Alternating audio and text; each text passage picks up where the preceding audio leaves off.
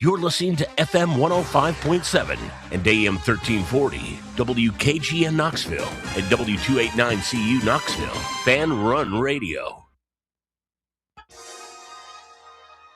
I am untethered and my rage knows no bounds! Ladies and gentlemen. All I know is you never had the makings of a varsity athlete. What is it with you and this obsession with this varsity crap?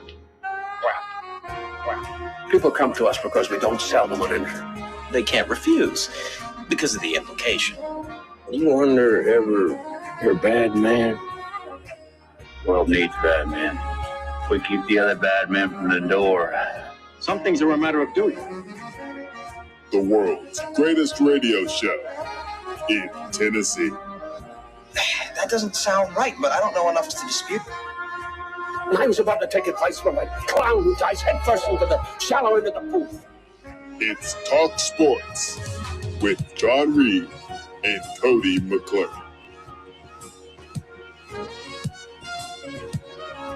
If it is to be said, so it be. So it is. So it is. So it is. So it is. It's a Tennessee thing. Well, I'm holding on.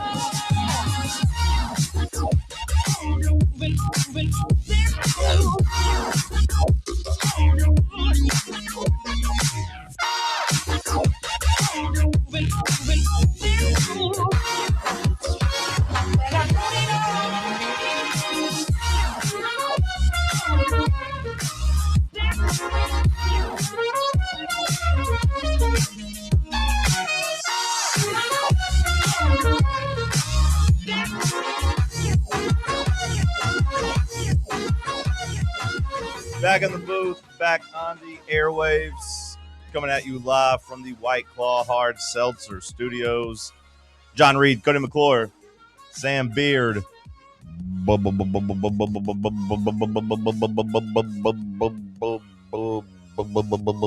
news, Bubba. It is Thursday, February 5th, a couple days away from the big game, a.k.a. the Super Bowl, a.k.a. the last football game of the year, a.k.a. the game after Tennessee, Kentucky plays basketball. Cody McClure, what's up, dog? Yellow, good morning. Happy Thursday to everyone out there. Were you about to say Tuesday? I don't know what day it is. They all run together for me these days. Tuesday, 2/5. Is that February 5th? Is that what that would be? Yeah. So, top of the morning. It is a fine day here in our fair city. Not one of the great days of the year, but you know, sometimes just having another day of just being alive is good. So, you know, every day can be a great day if you make it that way, I guess. So it's good to be here. Good to be anywhere. And hello to the freaks and others who may be listening.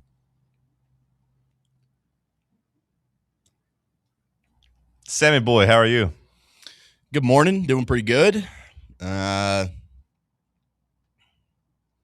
Kind of a boring night for me last night. I fell asleep in the second half of Kentucky, Oklahoma. It was a game that was one that made you fall asleep. Woke up to some news that like the number one prospect in the NHL, just like he got charged with some felony for assaulting a guy in a bar because he was talking trash about his mom and he just knocked him out. Classic. Well, so I was reading up on that this morning. I'll be talking about my mama. Sometimes you got to hit a guy in a bar. Yeah, I was in a bar last night. I had a couple of vodka martinis. Oh God! I had warm olives. Have you ever had warm olives? Like hot, like heated up olives? Mm-mm. Wasn't something I was really, keen on, but they were good. They were good. They weren't pitted. They still had the pits in them, but they were like in some kind of like garlic. Were they hot enough to make the drink hot? No, I had these separate from the drink. The ones in the drink were blue cheese stuffed olives. I'm an olive guy. I like olives. Some people, a lot of people don't like olives. They're too strong. I'm a big fan. I like the saltiness. I've always said it. An olive packs a punch. You bite into an olive, you're biting into an olive, I appreciate the flavor. Kalamata, Greek olives, stuffed olives, green, black. Probably the only guy thinking about olives right now, Thursday morning. It's not really a breakfast food. Unless you're Greek, then you maybe, I don't know. So, anybody that's got a couch? I'm looking for a couch. Anybody selling a couch? Anybody trying to get rid of a couch? Yeah, there's a couple big stores out in town. It's got some good deals. Yeah, I ain't talking about a 400% markup couch. I'm talking about what about Marketplace? Facebook? Oh, you're talking about like one that's been broken in, like body fluids all over it, like some places where some people have gotten it on. Sperm couch. You want to lay your head there? No, not really. Clean, huh? You can give it a good clean. Yeah, I imagine, like Sam said, if you go on Facebook Marketplace, I'd imagine you got plenty of people giving away couches. Yeah, I was just looking more so to use my platform here to the audience. So if anybody out there is trying to get rid of a couch, hit me up. There probably are people. I would bet people are going to hit me up, but it's going to be it's going to like require me going to pick it up. Because most people that want to get rid of a couch, that's what they want. Not only does Cody you to come take it from them. Not only does Cody want a free couch, he wants you to deliver it. I didn't say anything about a free couch. Okay. Not only does now, Cody a free couch would be good. Not only does Cody want a heavily discounted couch, yeah, he also wants you to deliver it. No, I can come get it. I'm just saying that normally when people are getting rid of things like that, that is something that they really like. They might cut you some price, if you come get the damn thing. Yeah, the big appeal is that they don't really have to do any work. Yeah, they're trying to get rid of it. Yeah. And they don't want to deliver it to you. Yeah. So I'll come get it. I'll get me one of them U-Haul pickups or something and let me know. Hell, at this point, if you're going to have to rent a U-Haul, you might as well just buy something from the wholesale clearance store and they deliver it for you. Well, it's $20 a day. I mean, it depends on again, those things are marked up 500%. I had a buddy in furniture sales, not to brag, but I know the game. Okay, don't be coming trying to sell me a couch at one of these stores. I know the game. This is a fine leather-like couch, $800. No, not happening. That couch is worth $100. Do you have like everything set up in your apartment and then you're just kind of searching for a place to sit and watch TV? I have 2 chairs. Okay. But in order to host people, to have parties and whatnot, cocktail parties, are you wanting martini parties. Are you wanting a 2-seater or a 3-seater? Or do you care? A couch, a 3-seater. Yeah. 2-seater's a love seat. Okay, well, some people just call that a couch too. But yes, it's a love seat in my world. Yeah, growing up, we called it a love seat as well. It's a good name. Just wanted to check to make sure. All right, Bubba, you good over here? I'm doing fairly acceptable on this February brisk morning, John. Okay, that's good to hear. When you leaving for Vegas? Tomorrow morning. How early? Flight's at 7:35, so because I've never been to an airport before, I'll probably get there at like 5:30. So I imagine you're not going to be on the show tomorrow? No, sir. You got Maddie for that. Were you ever going to relay it to us? No. No? You just weren't going to show up tomorrow? Good. Like an Irish goodbye. Yeah, good deal. That's fantastic. Bubba. And then an Irish hello next week. I mean, we do have Maddie, but typically Maddie only comes in at 10, so we'd have been in trouble for 2 hours. Now Maddie can come in for 3 hours, so we'll be fine. But yeah, you could come in and do 7 to 7:05, and then really hurry to the airport. And risk missing your flight. What time did you say you were going to get there, Bubba? Probably by like 5:30. And your flight's at what time? 7:35. That's pretty early, Bubba. Your flight leaves at 7:30 or boards at 7:30? I don't know.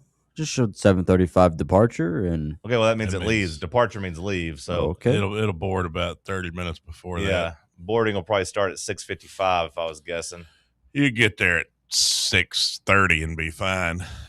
Yeah, I mean, now I will say you might be a little overwhelmed by the parking. Are you driving yourself there, or is somebody dropping you off? I'm getting dropped off. Okay, that's good. By an Uber? Yeah. Do you have it scheduled?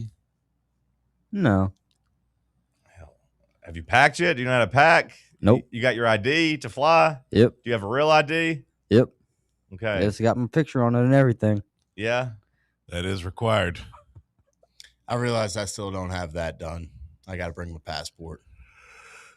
Got a passport, you're good. And honestly, I don't know. I got mine, but I flew, in the summer without it. And one woman scolded me. I've heard they basically just give you like a piece of paper that's like, you need to go get the real ID. Yeah. And then they just let you through. Yeah, most people did, but one woman did scold me. And I was like, really? Like everyone else has said it's not a big deal at all. And you're going to sit here and try to make me feel bad? Okay, lady. Hope they give you the promotion you want. I hope you get everything in life you're after. Employee of the month. Yeah, good job by you.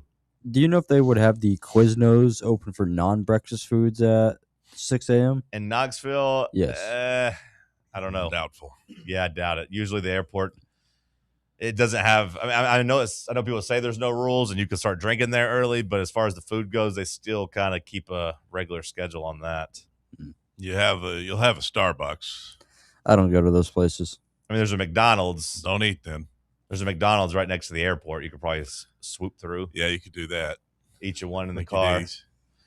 Yeah. Or there's a grab and go. Since you don't have to park or nothing, Bubba, I would say getting there at 5:30 is crazy. I wouldn't do that if I were you, unless you just want to soak in as much airport time as you can.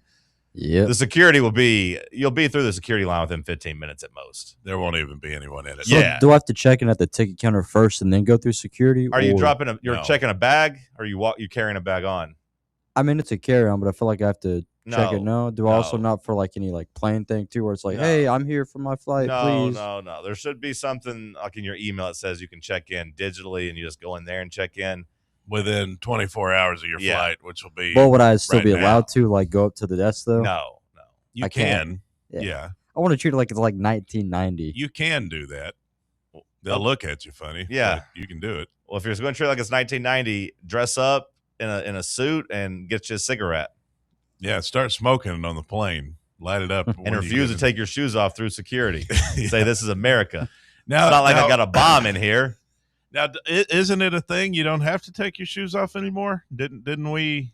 Didn't that happen in the last year or so? Yeah, I think so. They're scared of a little foot fungus. Is that what they're telling me? I think it just said they don't think anybody's going to blow themselves up with a bomb in the shoes, and that the security, the walkthrough triggers it. I don't know why they think that all of a sudden, but That's another thing. I'm glad you brought that up. Whatever you do, don't say bomb when you Yeah. get there. Don't say that. not even if you're What about saying bomb, bomb, explosive? bomb. No. Don't say that either. Don't even Boom. make any jokes. They do not like jokes. One guy got in trouble for saying he was going to go blow up the bathroom just by talking about having to go use the bathroom. He's like, I got to go blow this up. I'm like, whoa, sir, you're arrested. So Yeah. be careful. They don't like jokes. Do you know your seat yet? I do. Yeah, Allegiant got Bubba. Yeah, I didn't know that you didn't have to reserve a seat. Oh, Green Bubba was out here paying $30 each way to reserve his seat on Allegiant Yeah. versus letting them randomly assign it. They got him for about an extra $85. That's crazy because it's also probably just two seats on either side. Yeah, exactly. It probably doesn't even Yeah. have a middle that you'd be wanting to avoid. They took care of. It showed a middle seat. I think it's big enough to have a middle on the I ones didn't in know Vegas. Allegiant had a big plane. Oh, Green Bubba. They said, we got us one, boys. They did. Those bonuses might be coming through this year. We got somebody to pick a seat. So, yeah, I'm excited for you to be on a plane. Are you nervous? Oh yeah. Yeah. The first anything goes wrong, I'm sending out a "I love you all" text, and that'll be that. You can't text in the sky, brother. Well, then there I go. Yeah. Allegiant ain't got that free Wi-Fi. Yeah. I was going to say, Delta, you can maybe send out some iMessages or emails once you get in the sky, but I don't know if Allegiant has. Although knowing Bubba, he might have clicked, pay $80 for Wi-Fi, knowing that he was just clicking buttons. I hope not. Yeah. Which I watched the movie on Tuesday with the plane crash, Bubba. I thought of you. So Did you watch Flight? No. Snakes on a plane? Send Help. Ah. Yeah, I watched that, and that plane crashed, and I was thinking, damn, that's going to be Bubba on Friday. That's crazy. I hope there's an attractive woman like Rachel McAdams on my flight. She wasn't attractive in the movie. I hope that there's a woman on my flight. There'll be a woman on your flight, for sure. Yeah. At least one. Bound to be. Just statistically speaking. But if you're getting dropped off, Bubba, I'd get there about 6:25, 6:30 at the. That's kind of the time I'd get there, personally. Yeah, they could drop you off at the door. You'll be through security in 15 minutes. It's not very big. Now, A's to the left, B's to the right, or whatever. It's a very small airport. Yeah. But if you're taking an Uber, being early might not be the worst thing because you don't know how reliable that could be. Yeah, I forgot he was doing an Uber. So maybe you should schedule your Uber, Bubba, for about 5:45. I got you. Yeah, maybe you are at their. Damn, you ain't got no friends that'll drop you off? You mean come pick you up and take you? No, the Uber's actually my sister. Oh, okay. She's an Uber driver? No. I just call her an Uber. Is she qualified to take you to the airport if she's not a professional driver? I think she can handle it. I don't know. You can push that back to 6 o'clock, Bubba. I'd trust Uber. Lord knows, seeing you here every morning, sometimes you struggle to wake up. So, maybe start trying to wake up at 5:30. Oh, he'll wake up in the morning. If he's anything like me, he'll be up early and not be able to go back to sleep because he knows he's traveling. We'll see if that traffic magically hits before his airport trip. We'll see if that gets him. Traffic. Anybody do anything fun last night? No. You drank martinis. I had martinis. You drank martinis. NASCAR's back, John. NASCAR's back. Yes, sir. I saw it got booted for the Masked Singer. Is that accurate? It did. They got put on Fox Sports 2. That's sad. Yeah. That's sad. How far has our great sport fallen? I used to be a long ways. That the Masked Singer. Imagine telling that to NASCAR fans back in the day, just like the prime of that sport. And it's like, hey, we're going to have celebrities with big animal masks on, and you don't know who they are, and this is going to get played over NASCAR. It's kind of like karaoke, but it's not. We'll take some people that you don't even know are famous and put them on there, and your favorite drivers, well, they're going to be on the damn channel that you can't even get no more. We should do a NASCAR Masked Singer. We should have Denny Hamlin out there singing. And then once they take the I think they can leave the mask off and we just try to guess who they are because I don't know what they look like. Just have all the NASCAR singers out there and let them sing. And we guess. I know Bubba Wallace. I can get him. I don't know if I can get very many other ones. You don't think how many NASCAR drivers could you name just by seeing their face? Current ones? Without their sponsors on. Current ones? Yeah. Bubba Wallace. That's it? And maybe Kyle Larson. You wouldn't know the faces of the others? DEI guy here. Like Denny Hamlin, if you show me a picture of Denny Hamlin. Yeah. I mean, like, I would guess Denny Hamlin on some of them because I know his name, but like I wouldn't bet my life or bet money. Like if I showed you a picture of Kyle Busch and a picture of Denny Hamlin, you wouldn't know who was who? Kyle Busch, I think I could get. Yeah, he looks goofy. Yeah, I remember Kyle Busch because he's the one that drives for Budweiser or whatever, did for a while, or Bud Light, or was he a beer driver for a while or no? No, I don't think so. Oh, that's Brad Keselowski. The M&M car? No, I was thinking of Brad Keselowski. Kyle Busch drove the M&M car for years. But Brad Keselowski, he drove the beer car, right? The blue too. I'm the thinking old of Rusty Wallace. Yep, I was thinking of him. You'd also get Daniel Suarez. I might think it was Juan Pablo Montoya, just judging. I don't know. Be problematic. Yeah, maybe Kyle Busch. Yeah, you can. He's got the big Busch. ears, right? Doesn't Kyle Busch have big ears? Overbite. Yeah, looks like a bulldog a little bit. Yeah, he's an ugly son of a bitch. You could get him pretty easy. Yeah, I could get Kyle Busch, 100%. And his brother Kurt. I could not get Kurt. Now Kurt, is not as ugly as Kyle. Now maybe if he looked like ugly Kyle Busch, I could get him. But right now in my head, I got no idea what Kurt Busch looks like. Yep, no clue. His ex-wife was a spy. Kurt Busch's ex-wife? Yep. I remember that story. Yeah, like looking at a picture of him, I would not have gotten Kurt Busch. Kurt Busch used to drive the 97 Sharpie car. Let me see what Denny Hamlin looks like. He was always good at Bristol. Could I have gotten Denny Both Hamlin? Both the Bushes are good at Bristol. No. Maybe. Well, I see him in the FedEx car, so maybe if you took his sponsors off, I don't know. Yeah, like 4 maybe at most, Bubba. At the very most. We'll test this. Okay. Let's go to break. We'll come back. We'll let Sam do his little basketball recap. Set the stage of SEC play. Ain't got a lot. And do some Super Bowl, some Joey Aguilar conversation. If you guys want, we could do some NBA trade talk. I woke up to baby boy Jackie texting me. I had 2 texts, one from baby boy Jackie and the other from William, my 2 little boys that are growing up to be big men. Both texting me. What'd they say? Well, the Hawks made a trade last night. Jock Landale? No, that was during the day. They traded Porzingis for Buddy Hield not Buddy Hield, Jonathan Kuminga. I mean, Buddy Hield was included, but it was mostly Porzingis for Kuminga. Hey, here, we'll take your headache. You can have our big 7-footer that never plays, that maybe has AIDS. We'll send him your way. We'll call it even. Say what? Yeah, Porzingis has like an autoimmune disorder. They haven't really been able to figure out what it was for a while, so people are, speculating maybe he had HIV. They ended up being like SIDS or something. I don't know. I know one's for infants. Like, not trying to be dismissive. Can an adult have SIDS? Well, that's what I'm saying. It might have been SUDS then. I'm pretty sure it stands for sudden infant death syndrome. Yeah. Okay, well then it was SUDS. That was my point. SUDS? Like in a bucket? I think and that's the clothes hanging out on the line? I think so. I think that's what he had. Porzingis, SUDS. Let's see. I'll have to figure it out because it keeps saying Porzingis. POTS. It was POTS. P-O-T-S. I know someone with that. Well, I do too. Kristaps Porzingis.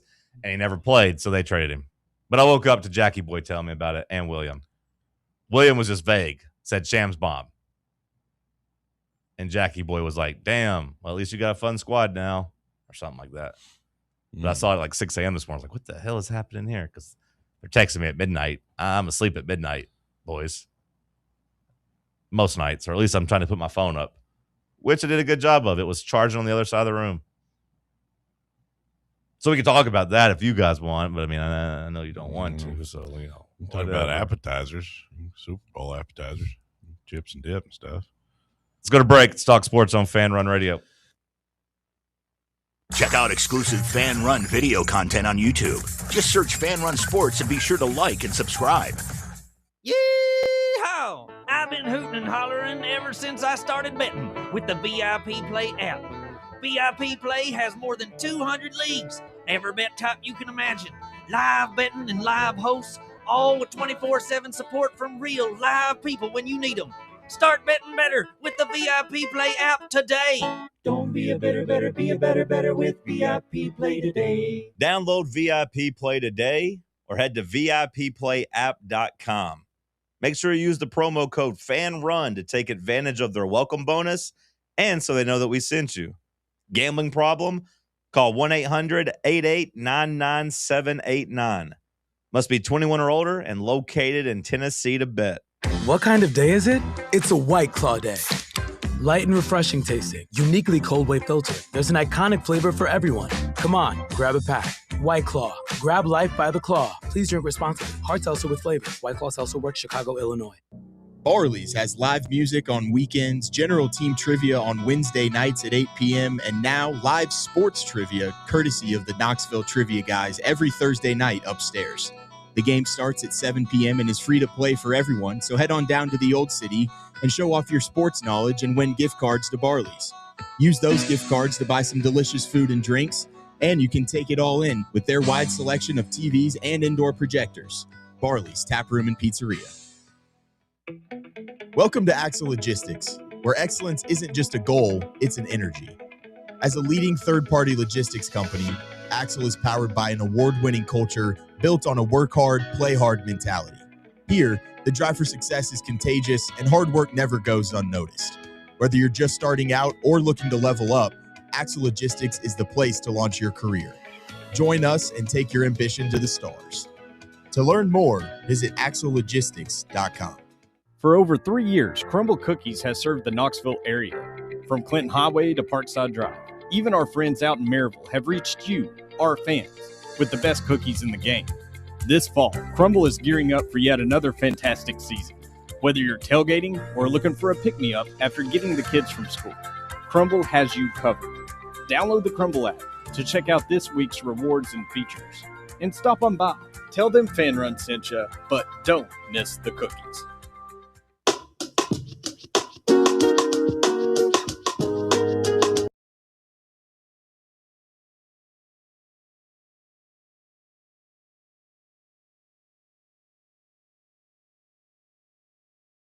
The NBA trade deadline today at 3 p.m. We'll see if they can work a Giannis deal by the buzzer.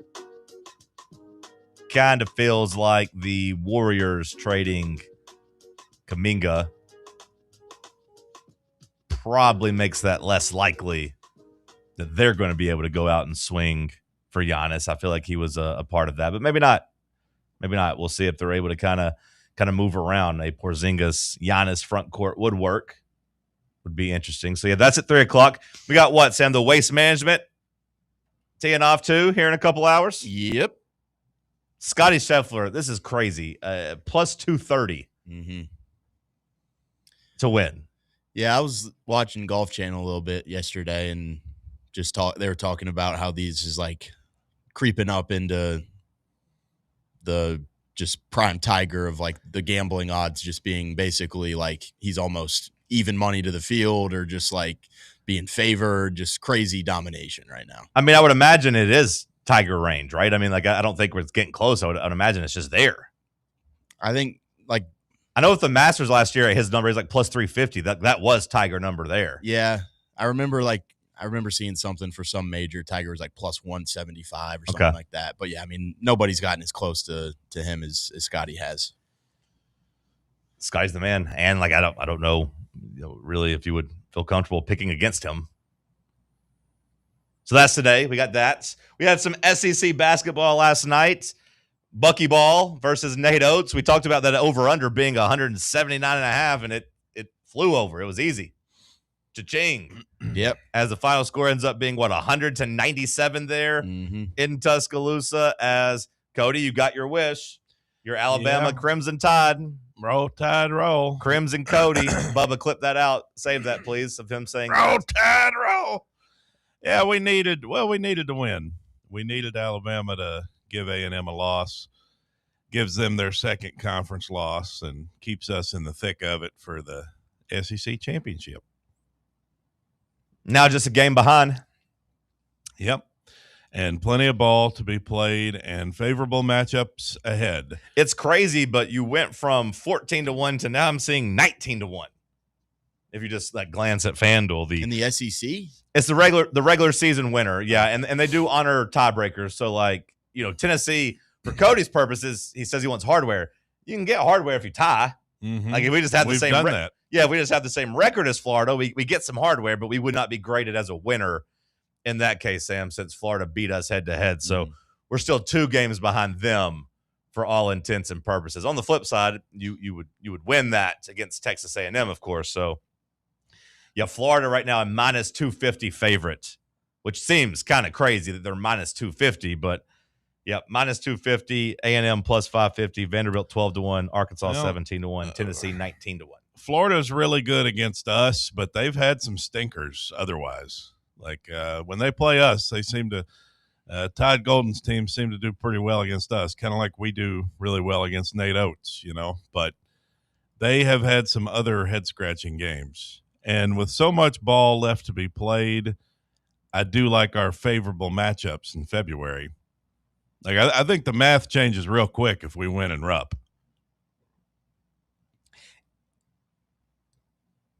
I mean, it would be a win that would get you over a hurdle. It'd have you looking at about 10-3 if things go the way they should go. If you win at Rupp, you will 100% be like 10-3 or bust. You know what I mean? Like we look at our next games. Like we said, go 5-1 over the next 6. You won the 2.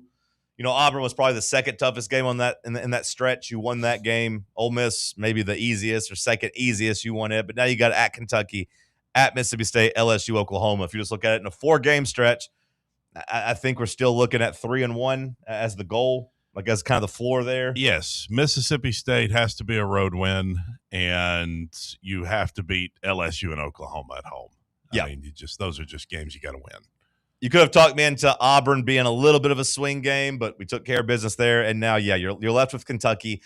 I think that'll be essentially a pick'em. I think that'll essentially be a pick'em. Like I compared it yesterday to the Georgia game where they opened up as 2-point favorites, but we closed as 1.5-point favorites. That's kind of the way I see it going. So it's every bit of a toss-up game, both, gambling-wise and for this stretch. It's a pivot game to whether or not you can get to 6-0. And like Cody said, if you do get to 6-0, if you do in this game, I imagine your odds will shorten a lot. I think you'll go from 19-1 to maybe 10 or 12-1. Yeah, especially by the time you get to that. I mean, if you've got a 10-3 record going to Vanderbilt, that you're going to be sitting pretty good.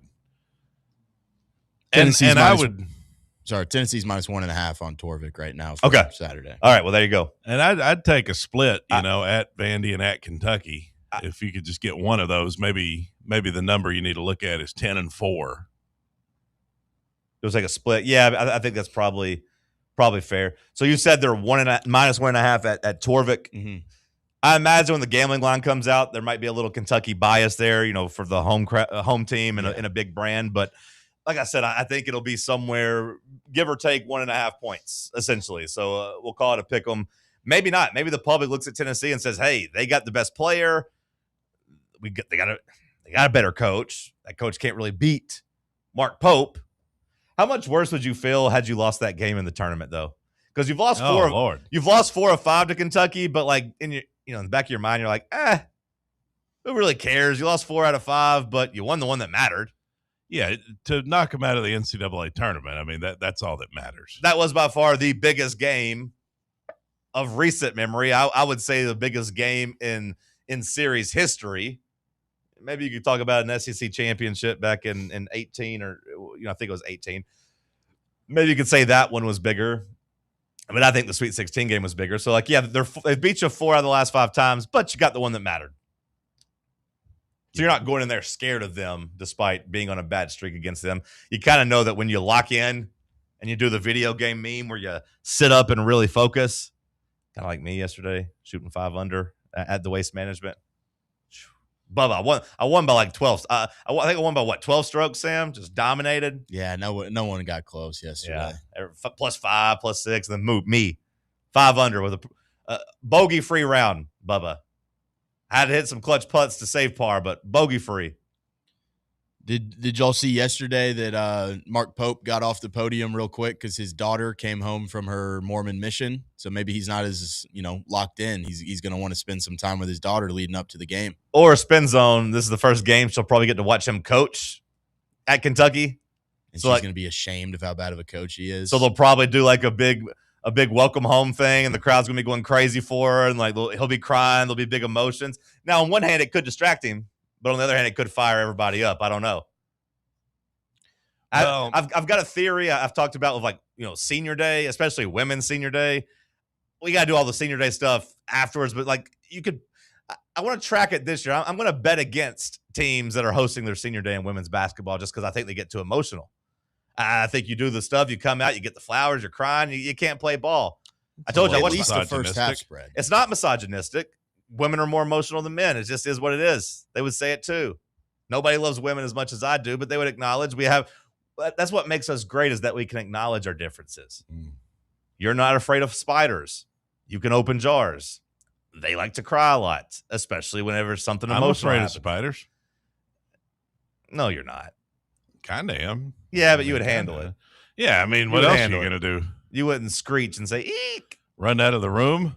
No, you deal with it. Well, I just remember I watched my stepsister. She played basketball, college basketball, and their senior day, they did their ceremony before the game.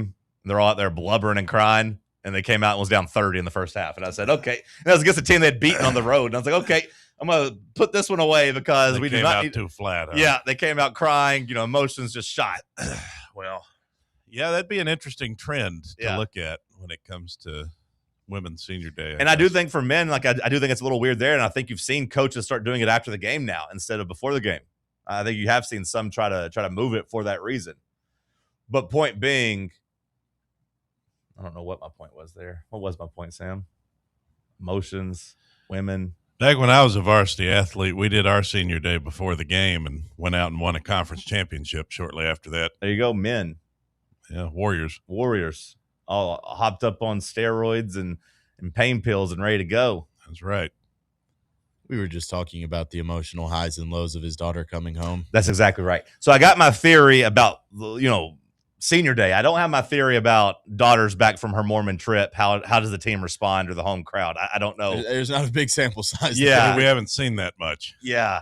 So this one's new to me. I don't have a theory. I'm going to call it 50-50. It could go either way. Where did she go for her Mormon trip? Do you know? I'll find out. Overseas? Most of them always do. Like to the Middle East or something? I want to say it was like El Salvador. Oh, well, she's lucky to even be coming back at all. Yeah, El Salvador. Oh, 18 months. It's a long time away. So for that, it's a mission trip. Basically, you're going there to try to help and spread the word, essentially. Those are like required if you're a Mormon. No, I know that, but like the goal is to like go and basically spread Mormonism. Is that the goal? Yeah. Do some good for people, build some homes. Hey, let me tell you about Joseph Smith. I'm not 1,000% sure on this, but I'm somewhat sure that I think like the mission is like how they think they get to heaven, basically. Okay.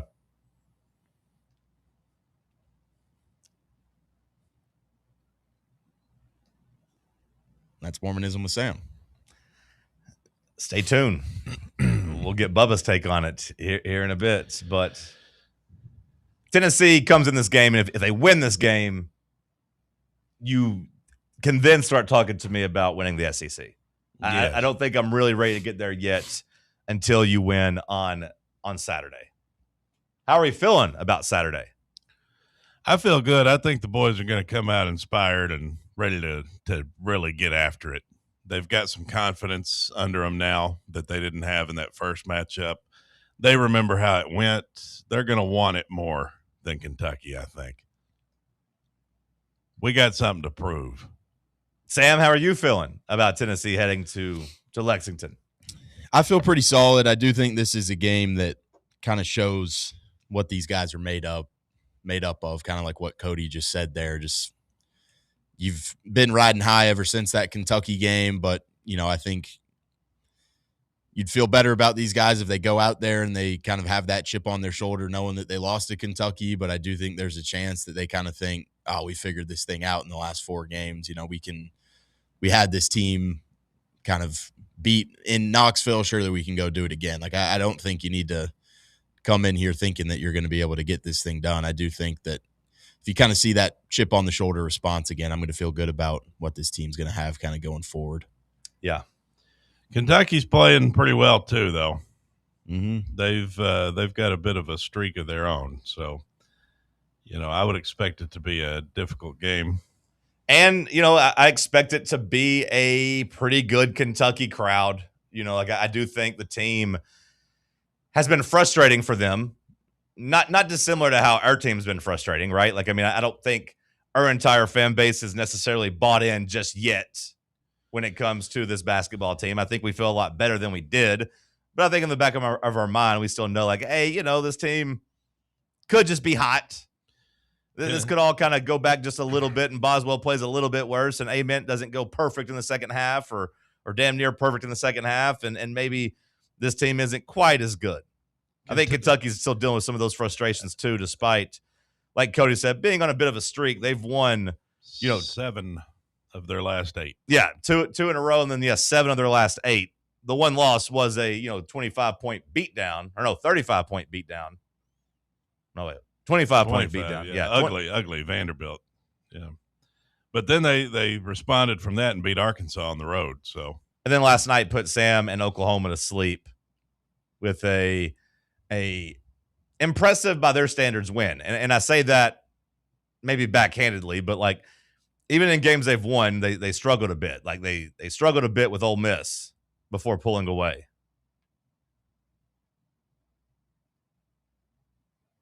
They struggled with Texas too, or that was a close-ish game. It was 85-80. Yeah, but I don't really remember the details of that. I remember Ole Miss and Kentucky, being tied late. Texas and Kentucky, it was a 5-point game, and it was tied at halftime, but I wasn't sure how close that was late in the game. 4-point game with a minute and a half left. Okay. 2-point game with 56 seconds left, Jess. So, went down to the wire there, but found ways to win. I'm excited for Saturday. We'll be at Barley's in the Old City, drinking, eating pizza, cheering on the Vols. The last time we all got together, we beat Houston. So let's run it back Come hang out with us. Maybe we'll go sing karaoke or something later. Check us out. Barley's in the Old City, a fan-run watch party. If you can find Bubba there, he'll buy you a drink. Good luck. Yeah, good luck, because he'll be in Las Vegas. Stick with us. Let's talk sports on Fan Run Radio. East Tennessee's Sports Authority. This is Fan Run Radio. Knoxville. What's up, Fan Run Nation? This is Evan Rogers with ECR Total Landscapes. I'm happy to announce that our free stump grinding promotion for Fan Run Radio listeners is now extended to March 31st, 2026. If you've got trees in your yard that need to come down before they fall on your home, don't risk it. Call ECR Total Landscapes and mention you heard our ad on Fan Run Radio, and we'll get rid of that problem tree for you and grind those stumps for free. Call us at 865-384-2012 or check us out online at ecrtotallandscapes.com. Hey there, everybody. My name is Linda, and TalkSports is my favorite radio show because them boys give me what I need. They don't pull any punches. They tell it like it is, and they're so funny. John's voice is sexy, and Cody reminds me so much of my late brother Donnie. It just warms my heart. Listen from 7 to 10 every weekday here on Fan Run Radio. Hey, Vols fans, Cody Brown here. I grew up right here in Tennessee and know what it means when someone says, I've got your back. That's why you can trust Farm Bureau Insurance of Tennessee. Whether it's your home, your vehicle, your family's future, or the business you built from the ground up, we will show up for all of your insurance needs. We are Tennesseans who understand what matters, which is doing right by you. Insurance is not all about just paperwork and policies, but it's about the people we insure every day. So if you want insurance that hits home, give me a call at 865-992-3871. Go Vols. Welcome to Axle Logistics, where excellence isn't just a goal, it's an energy. As a leading third-party logistics company, Axle is powered by an award-winning culture built on a work hard, play hard mentality. Here, the drive for success is contagious and hard work never goes unnoticed. Whether you're just starting out or looking to level up, Axle Logistics is the place to launch your career. Join us and take your ambition to the stars. To learn more, visit axlelogistics.com. A brand built in Tennessee and born from the love of the game, Inward Half revolutionizes golfing comfort. Crafted by a former pro and dedicated enthusiast just like you, our luxury performance wear guarantees you stay cool and comfortable through every swing and every day. We're not just a brand. We've set out to create a lifestyle for those who understand that impeccable style and premium performance are a hole-in-one. Enjoy the walk-in with Inward Half.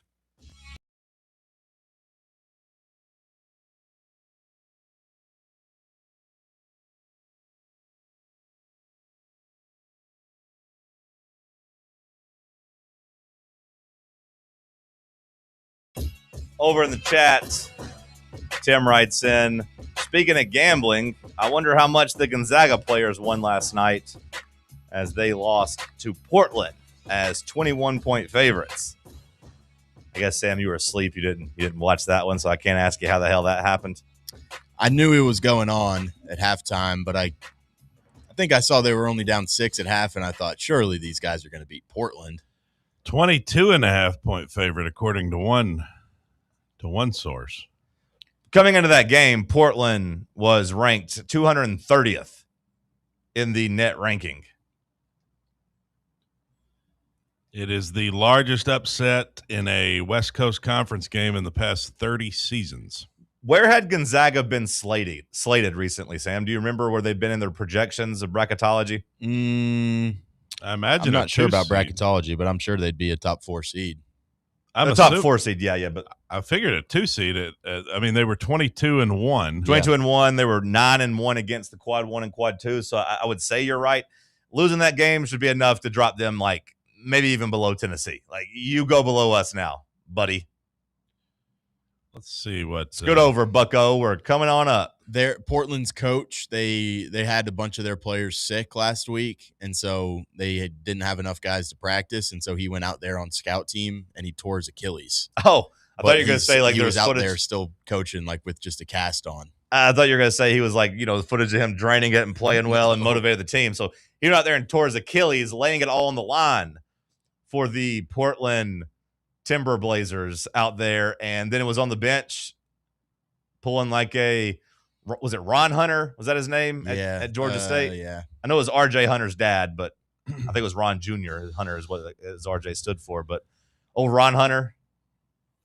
Gonzaga was slated as a 2 seed in the Portland region. Yeah, I'm curious how much that loss will punish them, because it feels like it should be a disqualifier. Like the dreams of being a 2 seed are dead now. You can't lose to Portland. I feel like Gonzaga never gets punished. Yeah. They always find their way back up onto that line. Yeah, you're probably right.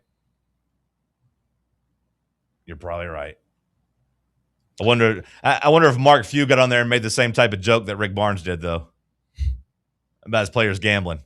I think we'd have taken that allegation a little bit more seriously. It was like, man, the way we played tonight, can't help but wonder if my team was gambling. Had Portland on the money line. Lenardi had Gonzaga as the lowest 2 seed but see, that was this time yesterday. Yeah. So no one, I'd imagine we'll get an update sometime in hour 3, both the net ranking and the updated bracketology. I'm very interested to see how much that gets punished, because that should be like an inexcusable loss. Should be. It's a pretty bad one. About as bad as it gets. But they've only lost 2 games this year. Another post in the chat echoes what we've been saying. Must win Saturday if they want to have a chance at the regular season SEC title. I think that is accurate, especially if you're looking at trying to win it outright. If you're trying to tie Florida or tie A&M, you'd beat A&M, and I don't know how the 3-team tiebreaker would necessarily work in this equation just yet. And Florida and A&M both play each other on Saturday. Who are you rooting for in that game, Cody, as Florida heads to Texas A&M? I imagine we're all rooting for the Aggies and Buckyball. Yeah, because I think A&M will take some there's still plenty of opportunities for them to lose. I don't truly buy them as like the top team in the conference, So I think giving Florida another loss would be better here. I think so too. I think it's kind of a no-brainer, especially we want any potential tie with Florida to also be like a 3-way tie with A&M. That way we can kind of cancel each other's out head-to-head out. If we beat A&M but they beat Florida, then we can start getting to the next rungs of the tiebreaker. Then maybe you could still claim the 1 overall seed in the SEC. So yeah, I think the A&M game, a pretty cut and dry. We should put all of our weight behind Buckyball. I feel like, though, Sam, the way that we kind of beat up A&M and kind of, got so many extra possessions and was able to be more physical than them, it does feel like Florida should be able to do those same things to A&M, right? Last night was A&M's chance to win over their next 2, I thought. Yeah. I think Florida's going to kind of smoke them. What's the Bart Torvik projection on that game with Florida going into A&M? Because A&M still hasn't been getting any love from the metrics. Like, they're still not even a top 30 team. Florida -2. Okay. So not anything drastic. It's a little surprising because A&M hasn't been getting love. They correct me if I'm wrong, they were still unranked. Yeah, right? They are. Yeah, and they're still not in the top 30 for a quad 1 win, despite, playing some pretty good basketball. People still haven't really bought into them. The computers haven't bought into them. It's a big chance for them to kind of stamp their name.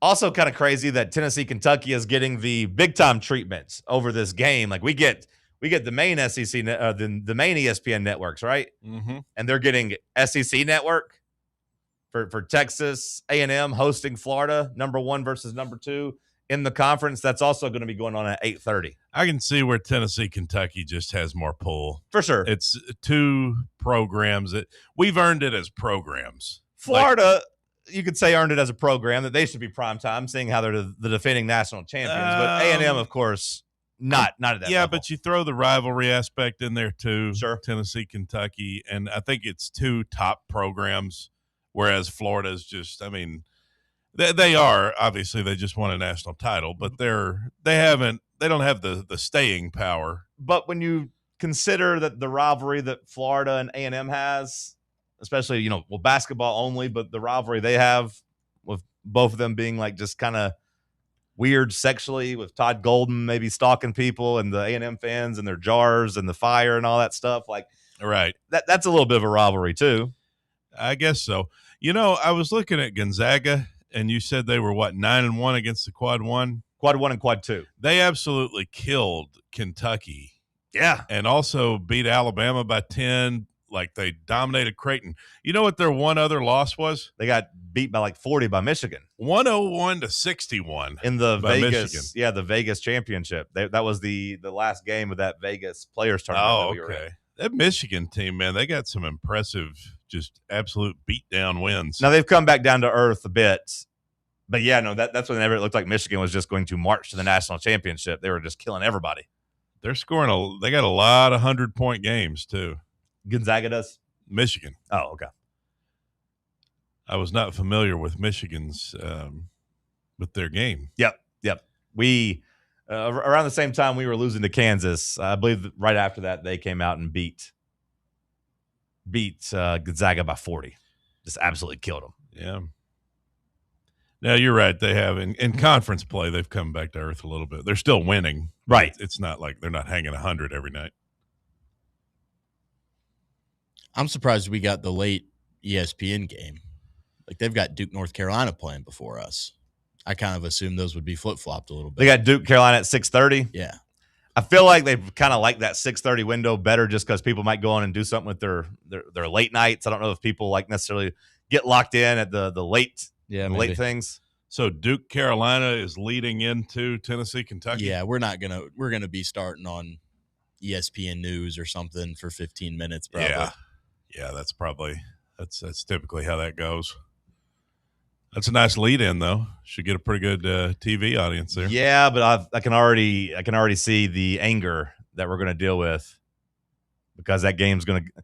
There's no way a Carolina Duke game is going to finish in 2 hours or 2 hours and 10 minutes.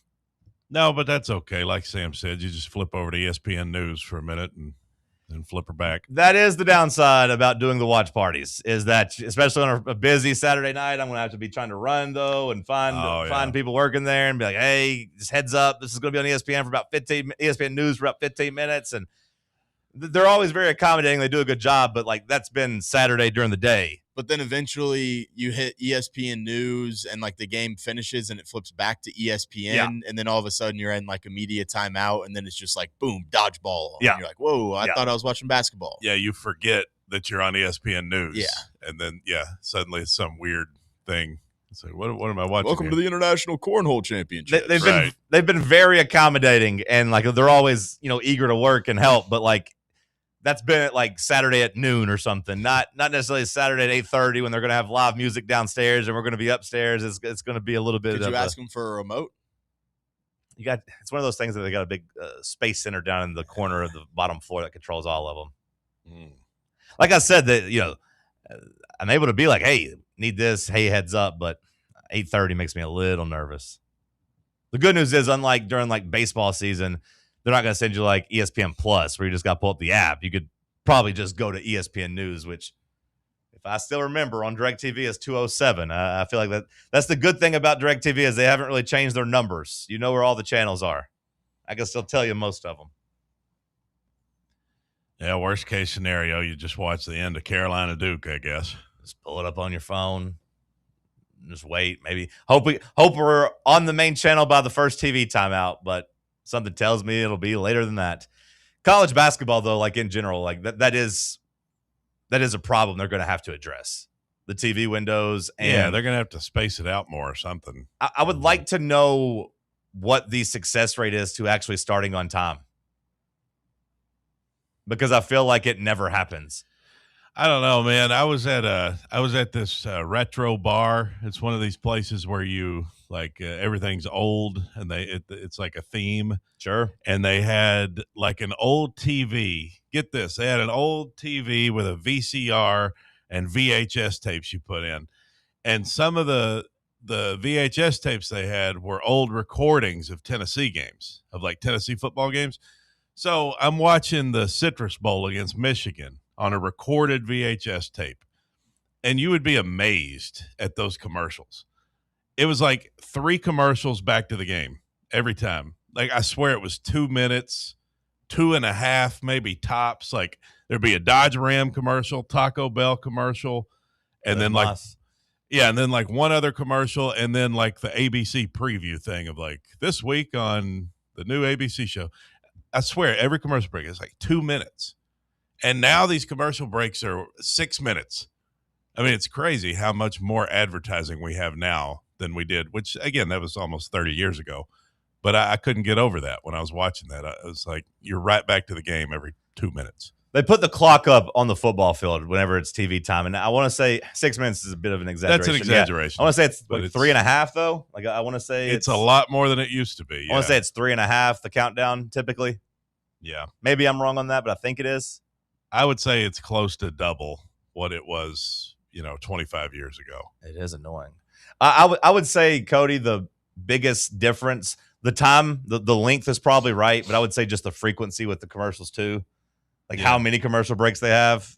They're getting you they're only getting you for 3.5 minutes a pop, but they're doing it probably about 40% more often of actually going to commercial. That Citrus Bowl, though, it's like they had 3 sponsors. It was Dodge Ram. It was a lot of Capital One, obviously, because they've been a part of it for a long time. And then it was Taco Bell.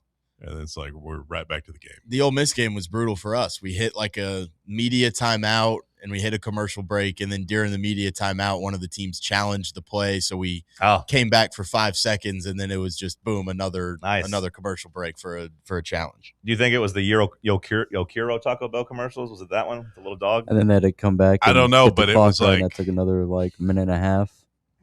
They had a deal going on for like 2 burritos for 89 cents. Oh, nice. That was crazy to see. Yeah, cool. Like, man, it's amazing how time has changed things. You could really live Moss. Hour 1 of the books. We'll kick off hour 2 with some headlines. It's Talk Sports on Fan Run Radio. The flagship station for Tennessee football. Fans. Fan Run Radio. At Knoxville Insurance Group, they understand the challenges many consumers face when searching for insurance coverage. That's why whether it's for you, your family, or your business, they create a coverage plan specifically for your unique needs. Knoxville Insurance Group is an independent firm, which means they aren't beholden to just one insurance company. They search multiple companies acting as your negotiator to find you the best possible policy and price. Start a quote in minutes at KnoxvilleInsuranceGroup.com or call them today at 865-694-9788. Smoky Mountain Brewery is the place to be for game day. From the moment you walk in, it's wall-to-wall big screens, making Smoky Mountain Brewery the perfect place to watch the Vols or your favorite team in action. With locations in Turkey Creek, Maryville, Pigeon Forge, and Gatlinburg, you're never far away from a great time at Smoky Mountain Brewery. Try one of their world-famous microbrews like Black Bear Ale, Mountain Light, or Cherokee Ale. Juicy burgers, wings that bring the heat, and delicious handmade pizzas made with hand-tossed crust from the freshest ingredients and their own special sauce from a secret recipe, topped off with hand-grated cheese and farm-fresh toppings. And don't forget, those famous microbrews are also available in kegs for your next party or in 6-packs and growlers to go. So grab your crew and head to Smoky Mountain Brewery and tell them Fan Run Radio sent you. Smoky Mountain Brewery. Eat local, eat good. Hey Knoxville! Surfside iced tea and vodka, made with real brewed tea, is only 100 calories, 2 grams of sugar, with no bubbles and no troubles. That's right, zero carbonation, so it's easy to sip and enjoy. Headed to a game day or party at a friend's house? Bring an iced tea or lemonade variety pack from Surfside, or try their green tea and new raspberry tea vodka. Find the can with the sunset stripes this season. Surfside iced tea and vodka, sold at bars, restaurants, and stores near you. Surfside iced tea and vodka, sunshine in a can. Must be 21 or older. Enjoy responsibly. Blackford Veterinary Surgery Referral specializes in surgeries not regularly performed by your pet's general veterinarian. They're currently accepting referrals from vets all across the country. With their newly renovated state-of-the-art surgery center and highly trained staff, clients can rely on professional and thorough care. If your vet says that your pet needs surgery or rehab, ask for a referral to Blackford Vet and let them get your best friend back on its feet. Located conveniently in West Knoxville. For more information, visit BlackfordVetSurgery.com.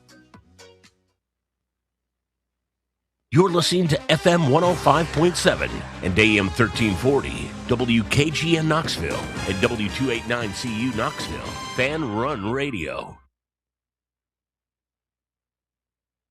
Hey, Vols fans, Cody Brown here. I grew up right here in Tennessee and know what it means when someone says, I've got your back. That's why you can trust Farm Bureau Insurance of Tennessee. Whether it's your home, your vehicle, your family's future, or the business you built from the ground up, we will show up for all of your insurance needs. We are Tennesseans who understand you.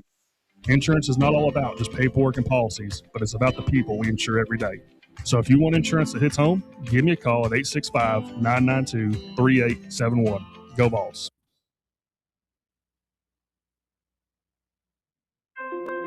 Attention service members and veterans.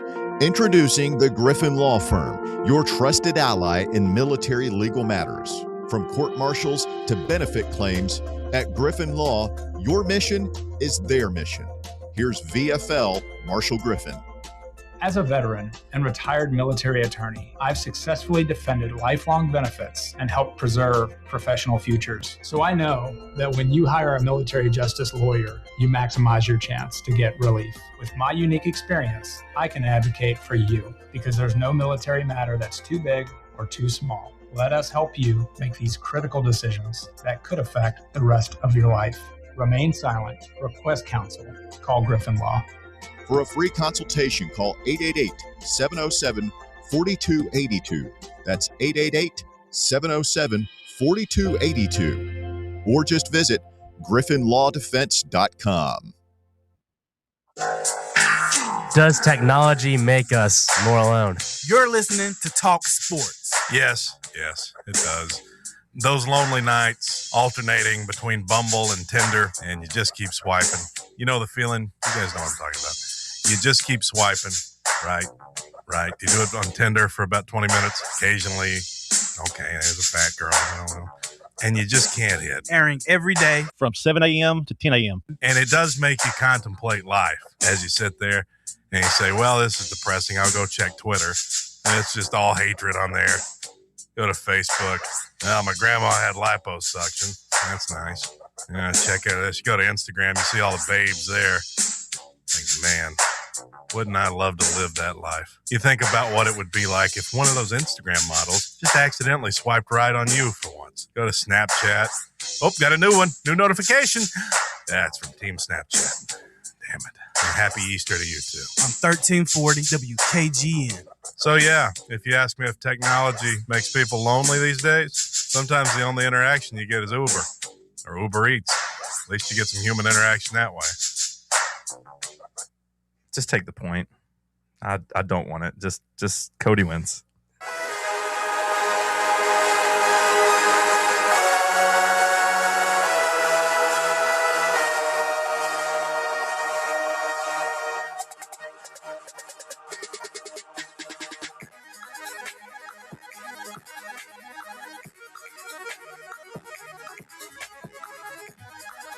Hour number 2 kicking off here in the White Claw Hard Seltzer Studios.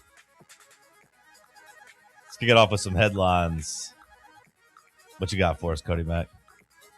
Thank you, John. Patriots receiver Mac Hollins reveals that he hasn't eaten vegetables in the last 4 or 5 years.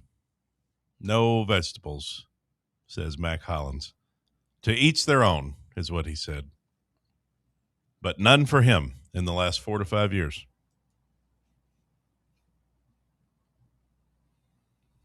I don't think Al Michaels does either. Al Michaels is, he's notorious. Like steak and pasta or something like that, or steak and maybe a potato. Potato, yeah. Yeah, he doesn't eat any vegetables. I know guys like that. Everybody knows guys like that, who they just don't eat anything like green. Are they on carnivore diets? Well, if you're eating potatoes and pasta, you wouldn't call it carnivore, but some people just don't eat any green vegetables. I mean, do you eat any green vegetables? It depends on what stage I'm in my current diet, but yeah, I mean, I'll eat some vegetables. I never had anything against them, really. Do they add that much, though? I mean, in terms of like likability, I know everybody says they're good for you, like. Have you ever had a vegetable that you just really liked, though? Like, do you like eating broccoli? Or do you just do it? This is going to be a dumb question. I think I know the answer. but it doesn't feel like a vegetable to me. But are green beans considered vegetables? Yeah. Like even the ones that come in cans? Yeah. Okay. Why would they not be? I don't know. The ones that come in cans don't feel like doesn't feel as natural as just getting them up off of a stem somewhere. They're canned vegetables. Yeah. I like green beans a lot. Yeah. I like zucchini a lot. I eat a lot of zucchini. Zucchini? I like squash and zucchini. I eat a lot of that. Man, I like fried squash. Mom used to fry squash. I don't fry mine. I do like those. I enjoy the taste of those. I like carrots. I don't feel like I get much nutritional value out of carrots. I know they say it's good for your eyesight. I did go through an apple phase for a while where I ate a lot of apples. I could never get into apples, man. I did for a while. When I worked on the farm and I was outdoors all the time, I just put one in the truck and then just eat it, while I'm driving around. But now I love apples. I love apples too, but they're just 4 a week. I don't dislike them. The juice just gets on my hands. So I don't like. I don't know. I just don't do it now. I don't know. But on the farm, I didn't care. I was like, just throw it out, throw it in the woods. I'd prefer slices. A coach used to tell me, he's like, anytime you think you're hungry, just eat an apple. My buddy lost. Like, that'll take care of your hunger. My buddy lost. Never. Every time I eat the apple, I'm like, I need some spaghetti. My buddy lost over 100 pounds by that method. Just eating apples. He said that every time he got hungry, he's like, am I hungry enough to eat an apple? And if he was, he'd eat an apple. And if not, he just wouldn't eat. And he legitimately has lost 100 pounds over the last year and a half. There's these Alaskan school children who all they eat. I watched this documentary on it's like the coldest place in the world. We've talked about it, I think, Sam, but all they have is apples and boiled eggs. Like that's their lunch every day is boiled eggs and apples because that's just all they have in there. It's all they can get in there. It's like an impossible place to. It's like up at the very northern tip of Alaska. I forget the name of the Yukajivekar. Do they eat whales too? I don't know if they eat blubber. A lot of the Eskimos do though. Mm-hmm. That's part of they're eating just meat and fat. That's part of where the carnivore thing comes from. Those people seem healthy. You still on that? Yeah. Okay. There's a little bit of a pause there. Why you got some kind of gotcha moment over there, Bubba? You got. I was just waiting for you to say that you were on your carnivore diet so you can relate to Matt Collins. Did you see me eating a pizza or something? Bubba did text me asking if martinis were on the carnivore diet regimen. He did ask that. They're not. They're not. I mean, I'm not. Olives too. Yeah. I mean, I'm not 100% strict in the every detail at the moment. And he did text me asking, "What do you think Cody ate when he got nice and drunk last night?" He probably was looking for something nice and greasy. I didn't after get that. nice and drunk. I had a couple of martinis, maybe a pizza. We got Charlotte over here from Sex and the City just drinking martinis at night. Yeah, it's not typically something I drink. I'm Samantha. It is a pretty good drink because the olive juice. Can I have another a dirty martini? Well, yeah, you want it dirty I'm because so dirty. It really offsets the liquor. I bet the bartender looked at you and was like, "You kidding me? You joking around here? What kind of excuse for a man is this?" Give me a headline. What you got? Stephen Hawking is mentioned at least 232 times in the Epstein files. Pretty good tweets coming out of it of just guys in wheelchairs going fast with captions about underage girls. And I found a tweet of SEC schools that were mentioned in the Epstein files. Okay. If you guys want to do like a PK shoot out of that. Of SEC, just the schools or people from the schools? Yeah, people from the schools. Like actual, you mean like sports figures?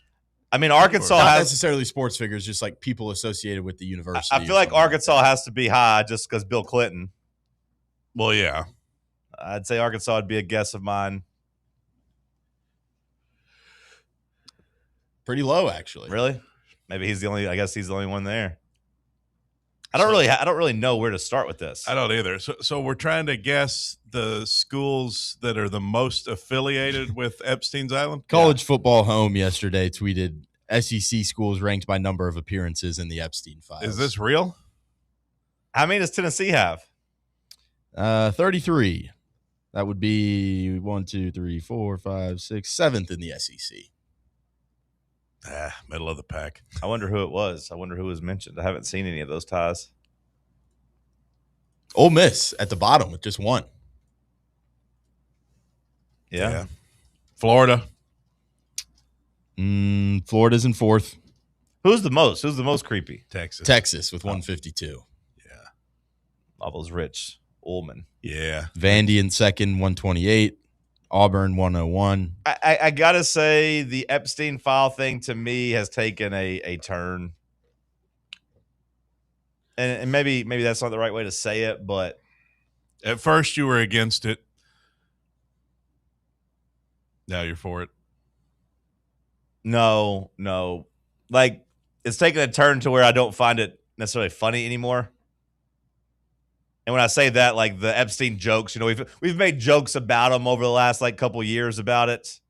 But like once the photos started coming out, it's not funny anymore. And like a lot of people should start getting in trouble. Like we actually need to have people getting in trouble. I don't necessarily like the jokes as much anymore. I know I said that about the Stephen Hawking rolling his wheelchair there and stuff, but like it's not actually like a laughing matter at all. I think they flew him there. Yeah. There should be some people getting in trouble for all that stuff. And like, it's kind of crazy that so far the only person that's really gotten in trouble is Bill Gates got divorced. That's kind of the only thing is like Bill Gates' wife was like, you're a disgusting monster. I'm out of here. Well, I saw something about the Clintons were willing to testify or something, which I don't know what any of that means. Yeah. We'll see how that goes. Yeah. Well, in other news, the NCAA has denied Ole Miss quarterback Trinidad Chambliss's waiver appeal for a 6th season of eligibility, says Pete Nakos. I don't think this really matters. The NCAA is just continuing to say, hey, we're trying to govern this. We can't have players just playing all the years they want to play. We got to do something about it. And Ole Miss is like, yep, we'll see you in court. We're going to go to our Mississippi court, and we're going to get this approved there, kind of like Tennessee's trying to get Joey approved in Tennessee court, and we'll fight it out there. Good luck. Do you view D2 and JUCO differently? Yes. Because like Chambliss played at the D2 level. Joey played at the JUCO level. I think I've said in the past, not even Joey related, I don't have as much of a problem with JUCO years not counting. Now, look, I'm not in huge favor of these players being able to play, until they're 24, 25 years old. I don't really like it. But I do think JUCO and D2 a little bit different. I don't know if D2 is close enough to where I say those years should count or not, but I think I'm okay with no JUCO years counting if that was like a blanket rule. Of like, hey, you want to go to JUCO and get your body right? All right, go for it. Get your grades right? Okay, go for it. You can come play football. Now, I don't want to retroactively let people come back after, hey, I should have 2 more years. I'm 30 years old. I want to play college football again. I don't want to do that. Well, that leads me into my next headline. Which is probably what's coming, so. Nate Oates on Charles Bediako last night. Any coach with a European pro is pretty hypocritical if they're talking about Charles. There's really not a big difference. We have to have consistent rules. Right now, those rules favor international kids. Do you disagree with what Nate Oates said? Yes. Why so? Because international players don't willingly give up college eligibility to play internationally. And that's the difference for you. That's the line right there. Yeah. I think that's fair. I mean, I kind of agree too. Like, to me, if Bediako, went to the G League out of high school, I'd be okay with it. It's I came to school and I left. The idea of forfeiting your eligibility, I think should matter. I think I'm with you there, Sam. If it is different, do I think it's as different as everybody's acting? That's a different conversation. Like, do I think we should be really making fun of Alabama and Charles Bediako when we're doing something kind of similar with Ethan Berg? Ethan Berg. Probably not, but they're a rival. We'll make fun of them. You know what I mean? Like, it is kind of funny to laugh at them. But do I think what Bediako's doing is drastically different? No, not really. mean, we've seen international prospects for years in college basketball. Like Gonzaga used to build their entire team on international kids. And I don't necessarily love that either, but I don't remember the Gonzaga kids that were a lot of them playing pro ball over there. And I know the pro ball over there is a little bit different. Like in the past, I feel like, Sam, and maybe this is me getting old and forgetting stuff, but I feel like in the past you could get some of those European players that played professionally, but they had to like pay X amount of dollars back. Like if they were like 16 and played like overseas for like a low-level Barcelona team, you could maybe pay restitution and like get your eligibility back is what I thought they used to make you do. Because over there they don't have AAU. Like AAU is like, hey, you play professional ball over there at a low level.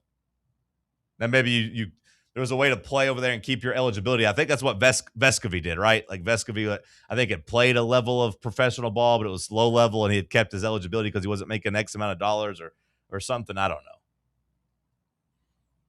But like, I don't want a bunch of like 24-year-old European players coming over here and playing, like actual good European players. I think that conversation starts becoming different if you have, for example, it's dramatic, but like somebody maybe like 30%, like 70% of what Luka Doncic was when he came over when he was 18 or 19 and was a top 5 pick. But if all of a sudden he was like, this golden child that had been playing actual professional basketball and being really good, if all of a sudden he's 21 years old and coming over here, that would feel gross. Like Marc Gasol, when he got drafted by the Grizzlies and spent a couple years over in Spain getting ready before he came. If he came over here at 22 and was wanting to play in college, I think I'd have a problem with that. I think so far we just haven't had any of the big European players actually come over here and be good. But like if Ethan Berg was nasty and was the best player in the SEC, it'd probably feel a lot grosser to let him do that as a grown man. Right? Yeah. Yeah. Speaking of Ethan Berg, you guys got to try that bagel place in Cedar Bluff that they just put in. It is to die for. I haven't had one recently because of the diet. I know Bubba's trying to get me here, but it is so good. Bubba is a hater. He wants to see you fail, and he wants to point out every time you fail. I know. That's just what he does. What's Bubba's the kind of guy that orders place? No free pub. Bubba's the kind of guy that orders a scooped bagel, I bet. Are you a scooped bagel guy, Bubba? The fact that you even think that I'm a bagel guy is crazy. I was going to say, Bubba doesn't eat bagels, brother. I'm a biscuit man. Biscuit man. Ain't right. You can have both, brother. Ain't nothing wrong. I'm a biscuit man too, but I like a bagel. Last headline for you. Jeremy Pruitt, old cornbread, remember him? There is some news that he may soon have a new job. Sources tell Football Scoop that Maryland and head coach Mike Locksley are targeting Pruitt for a defensive assistant position. Love a good comeback story.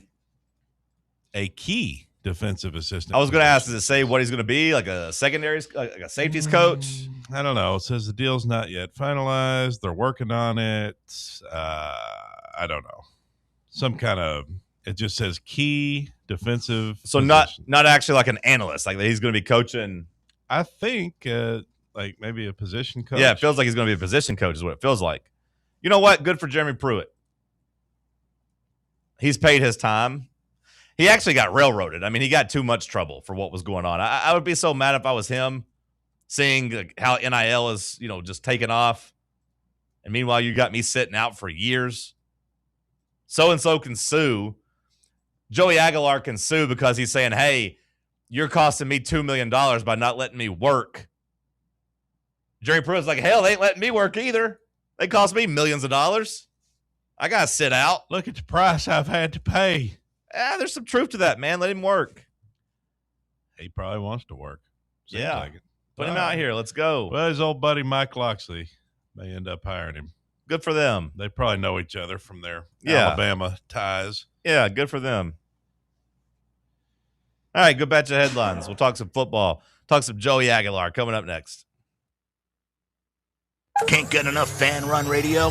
Be sure to like and subscribe to our YouTube channel by searching for Fan Run Sports. Fan Run Radio, where Big Orange Country comes to talk sports. Start your morning off with your daily dose of talk sports with John Reed and Cody McClure from 8 to 11. Then it's Tony Basilio from 11 to 1. The Playbook with William Pattison from 1 to 3. And The Drive from 3 to 6. It's 10 hours of hard-hitting local sports radio every day, right here on the flagship station for Tennessee fans. This is Fan Run Radio, Knoxville. For over 3 years, Crumble Cookies has served the Knoxville area. From Clinton Highway to Parkside Drive, even our friends out in Maryville have reached you, our fans, with the best cookies in the game. This fall, Crumble is gearing up for yet another fantastic season. Whether you're tailgating or looking for a pick-me-up after getting the kids from school, Crumble has you covered. Download the Crumble app to check out this week's rewards and features. And stop on by. Tell them Fan Run sent you, but don't miss the cookies. Citizens National Bank. Experience the thrill of traveling with C&B's exclusive travel program. Customers age 50 and above with a Plus Perks checking account can participate, ensuring a safe and delightful travel adventure. Take a day trip or an overnight trip. Travel domestic or international. C&B is always on the go. Citizens National Bank. Banking never felt so good. Member FDIC. A brand built in Tennessee and born from the love of the game. Inward Half revolutionizes golfing comfort. Crafted by a former pro and dedicated enthusiast just like you, our luxury performance wear guarantees you stay cool and comfortable through every swing and every day. We're not just a brand. We've set out to create a lifestyle for those who understand that impeccable style and premium performance are a hole-in-one. Enjoy the walk-in with Inward Half. Barley's has live music on weekends, general team trivia on Wednesday nights at 8 p.m., and now live sports trivia courtesy of the Knoxville Trivia Guys every Thursday night upstairs. The game starts at 7 p.m. and is free to play for everyone, so head on down to the Old City and show off your sports knowledge and win gift cards to Barley's. Use those gift cards to buy some delicious food and drinks, and you can take it all in with their wide selection of TVs and indoor projectors. Barley's Tap Room and Pizzeria.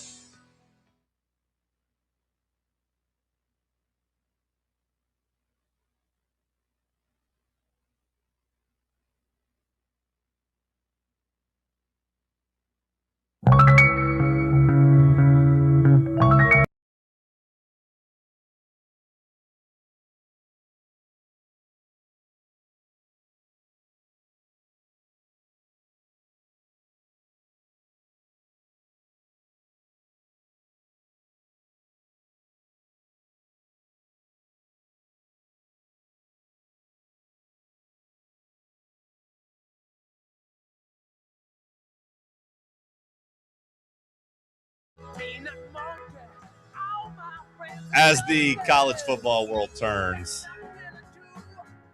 Tennessee, we're still waiting.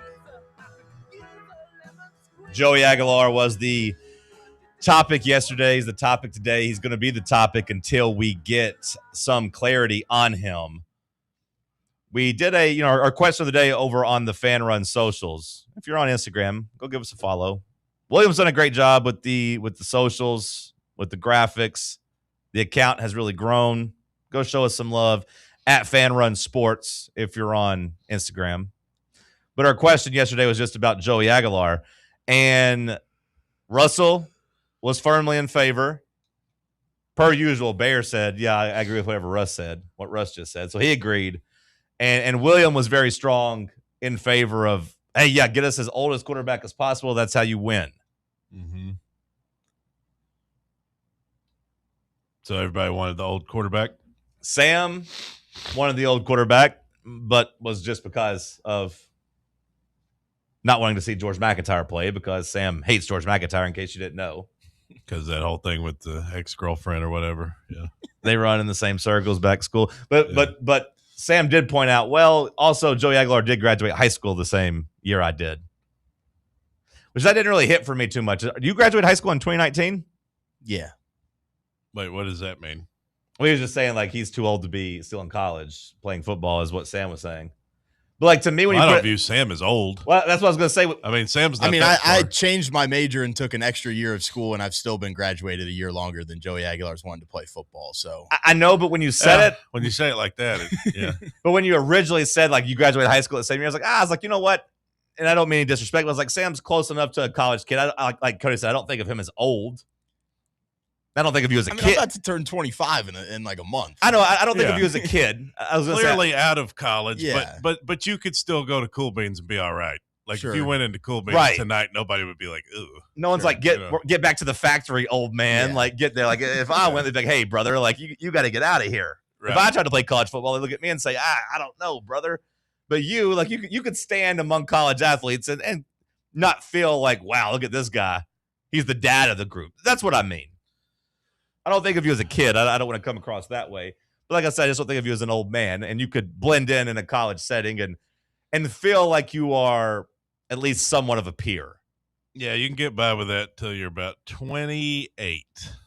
The key might be like somewhat staying in shape. Sam's a fit boy. If you got that like post grad, so was I. If you got that post grad like beer belly going, maybe it hits a little different. They're like, all right, brother, get out of there. But you're keeping it tight so far, so you can still maybe blend in. Well, you stayed in pretty good shape, but you look old. No offense. I don't take offense to it. I mean, hell, I am old. I mean, I'm looking old too, you know. Yeah. I got gray in my beard now. Yeah. It's different. Yeah, no, I don't take offense to it. I am old. I don't need to look young. I don't think I've ever really. Have you ever felt young? Well, I go back and forth on whether or not I feel young now. And then I get out of bed and my lower back howls a little bit, and I'm like, nope, not young anymore. But I will say the stretching has been helping. You ever feel like you're much too young to feel that damn old?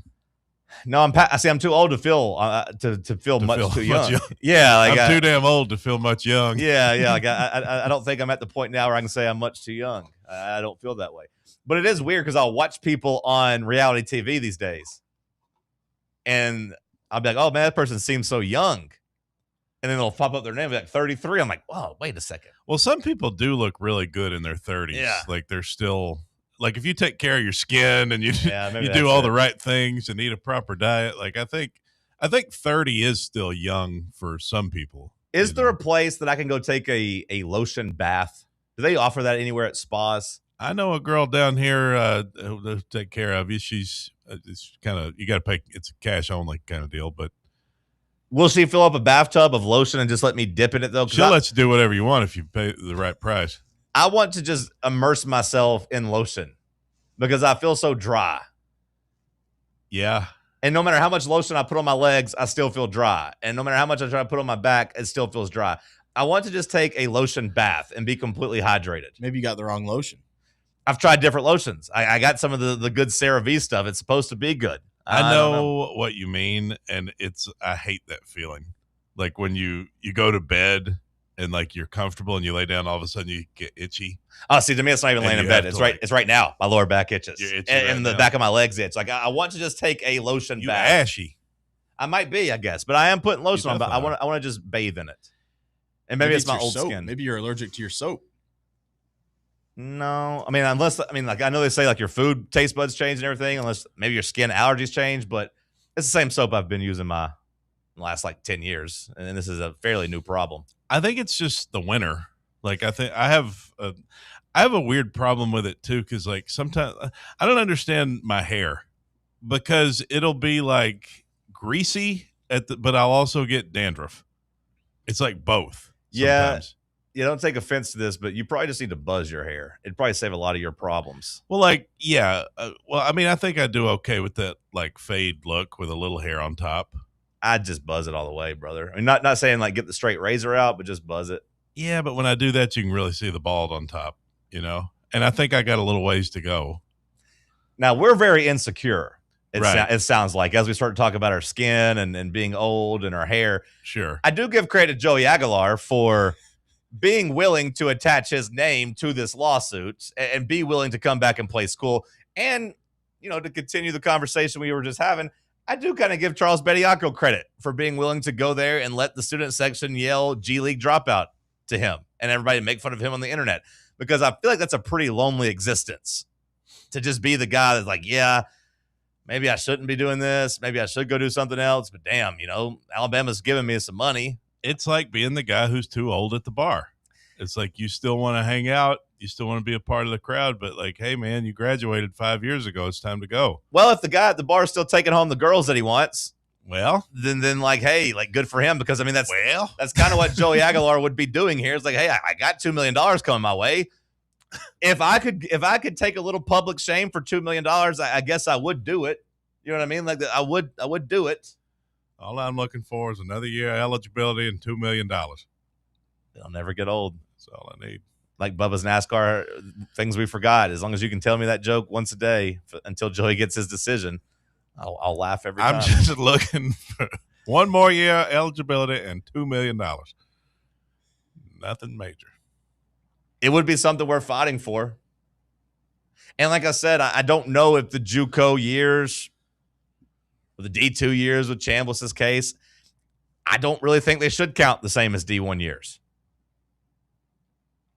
Like when Zakai tried to do it last year, I did think that was embarrassing. But at the same time, he was willing to put his name out there and be embarrassed a little bit to maybe make a couple $1 million and stay in school. I get it. I totally I don't fault the guys at all, even Bediako, because like if he, you can say whatever you want about it. They shouldn't be coming back, and they're out of place, don't belong. But if these guys can make that money, like their pro prospects are not great, like nobody's thinking Joey Aguilar is going to go to the NFL and light it up. No, this is Joey's last chance to make $1 million playing football. Like make the money while you can. Like I totally understand why they're trying. Like a guy like Pavia, same thing. I mean, he ain't going to do nothing in the league. Like make the money while you can, and then you can be set up for the future. Would be tough to be made fun of. And that's what I said in my answer. Again, Fan Run Sports over on Instagram. Give us a like. Give us a follow. And like our stuff, I guess. But like that's what I said. Is like, man, like I guess in the grand scheme of things, like Tennessee getting Joey Aguilar back is better for the team. But man, it would hurt a lot worse if we weren't good and we had the 25-year-old quarterback. Because I remember when Georgia, when we lost down in Athens in 22, and all the Georgia players got on Instagram and were like calling Hendon Hooker old and telling him to go get a job. Yeah. And basically, they couldn't even beat us with an old man. I was like, that stings a little bit. That sucks. They have Stetson Bennett. I mean, he's old, wasn't he? No, yeah, the defensive players didn't really have those. But yeah, Stetson Bennett was an old man, too. I mean, Carson Beck was an old man.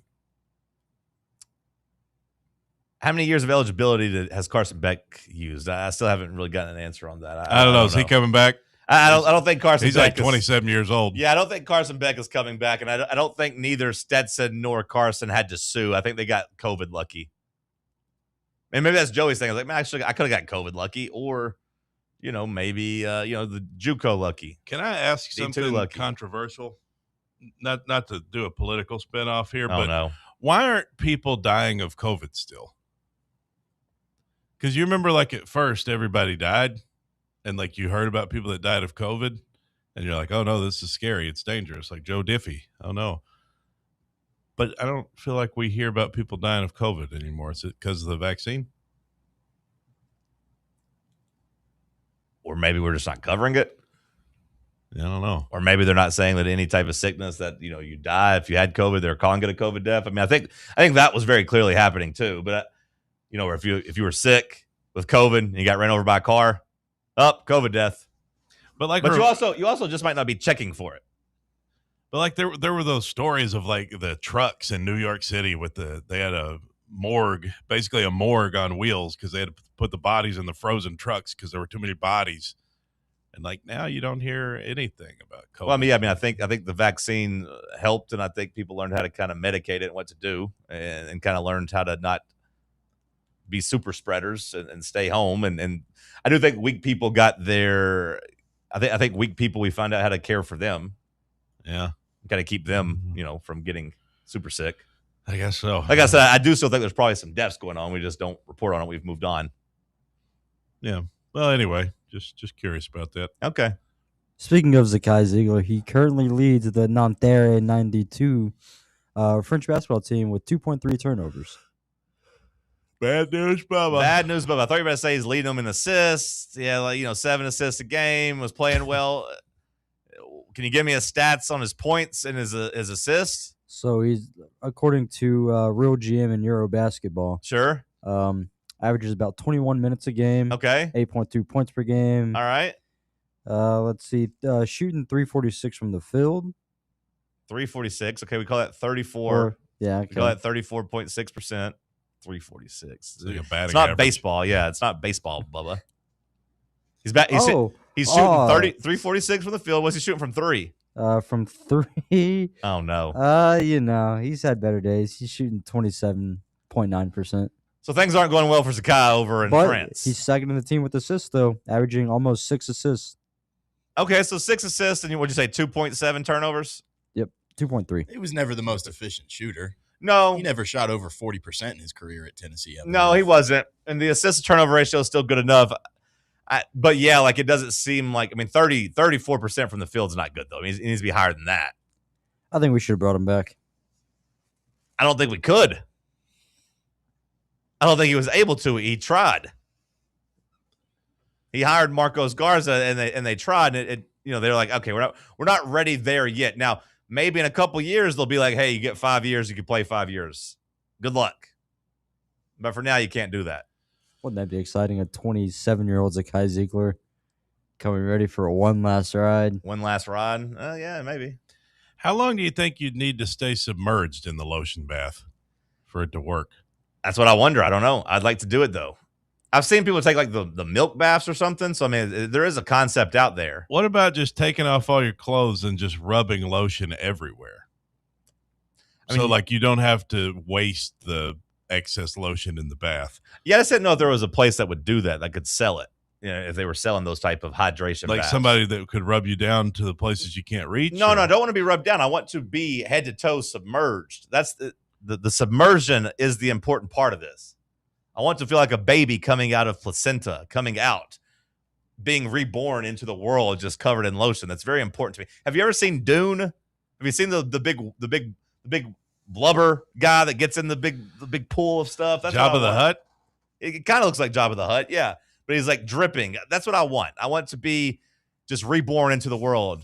Is there a scene of Timothy Chalamet just dripping with lotion? No, it's a big nasty looking guy. That kind of looks like Jabba the Hutt. That's what I want.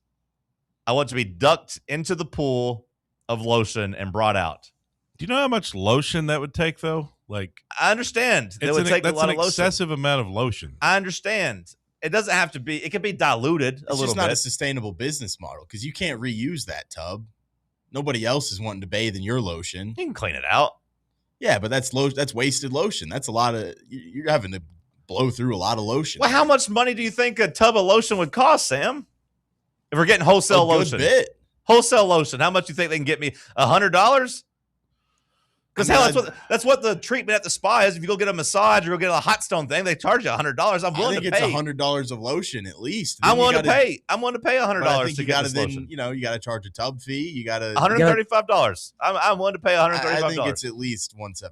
I'm willing to pay $175. What's the most you're willing to pay? $175 is about my limit, and then I'll give them a $25 tip. $200. I come out, but it has to work. Like the science has to be there that I'm getting basically new skin, and I'm like a baby. I think you have to stay there for a while after. I have to do what? Yeah, I think you have to stay there for a while after you get out of the bath. Because, imagine if you pay your $200 and you drive home and then you're itchy an hour later. Well, you can't put clothes on. That's for sure. You can't put clothes on after the lotion. Yeah. But and when I say completely submerged, I am picturing going underwater in it. But if I had to keep my neck up, I would do that. Just kind of take a bubble bath type of thing. It would probably be cheaper if you just filled a vat with oil, vegetable oil. What? That feels like I do the opposite to my skin. I feel like I'd make my skin break out. Not deep frying John. Maybe do you think this is an episode of Seinfeld and I'm Kramer and you're putting me in a fryer? Maybe would that not do the same as the lotion? Kramer would have already done this way back in 6 years ago at some random. I feel like there's a way to make some money here, people. Crisco, if you can build me a lotion bath. What's the name of this company? What if I just spray you with Pam? What if I get one of those non-stick cooking sprays and we just go in the office? I'll just spray you down with Pam. I don't feel like that's going to accomplish what I need. It might. Credit to Joey Aguilar, though, for being willing to put his name out there and get us $2 million. We'll see if it works. The court date, we talked about it yesterday. At the time when we talked about it, it was reported that it was going to be this Friday. That is not going to be the case. It'll be Friday the 13th. Oh, no.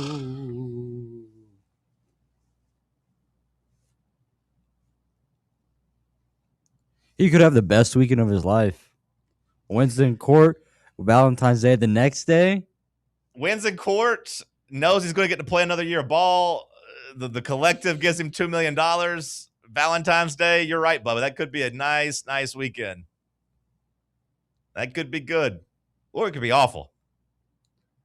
It could be awful if it's like, nope, brother, you're done. Time to go try out for the UFL. It could be a good career for him. Go to the UFL. The Unemployed Football League. Send us a break. Let's talk sports on Fan Run Radio. Can't get enough Fan Run Radio? Download the free Fan Run app and take the best Tennessee sports conversations with you wherever you go. What's up, Fan Run Nation? This is Evan Rogers with ECR Total Landscapes. I'm happy to announce that our free stump grinding promotion for Fan Run Radio listeners is now extended to March 31st, 2026. If you've got trees in your yard that need to come down before they fall on your home, don't risk it. Call ECR Total Landscapes and mention you heard our ad on Fan Run Radio, and we'll get rid of that problem tree for you and grind those stumps for free. Call us at 865-384-2012 or check us out online at ecrtotallandscapes.com. Citizens National Bank. Life is more fun with a Good Life checking account from Citizens National Bank, offering extra benefits including bank travel. This September, experience the perfect fall getaway on the New England Rails and Sails Tour, or join CNB in October to chase the Northern Lights in Iceland. Get in on the fun by calling 865-429-7935. Citizens National Bank. Banking never felt so good. Member FDIC. A brand built in Tennessee and born from the love of the game. Inward Half revolutionizes golfing comfort. Crafted by a former pro and dedicated enthusiast just like you, our luxury performance wear guarantees you stay cool and comfortable through every swing and every day. We're not just a brand. We've set out to create a lifestyle for those who understand that impeccable style and premium performance are a hole-in-one. Enjoy the walk-in with Inward Half. eBay Motors is here for the ride. Go ahead, feel your engine. Admire that perfectly installed exhaust. Your vehicle's moving along this freeway like it was made from fresh installs and a whole lot of love. With eBay Motors, you get over 100 keeping price. Guaranteed fit, they'll be the perfect fit every time. Plus, at these prices, well, we're burning rubber, not cash. Keep your ride or die alive at ebaymotors.com. Eligible items only. Exclusions apply. Your smile says it all, so make sure it's saying the right thing. At Knoxville Smiles, we believe healthy teeth mean happy lives. Whether it's a routine cleaning, whitening for that big event, or fixing a nagging toothache, our gentle team is here for you. With flexible hours, family-friendly care, and the latest technology, Knoxville Smiles makes every visit stress-free.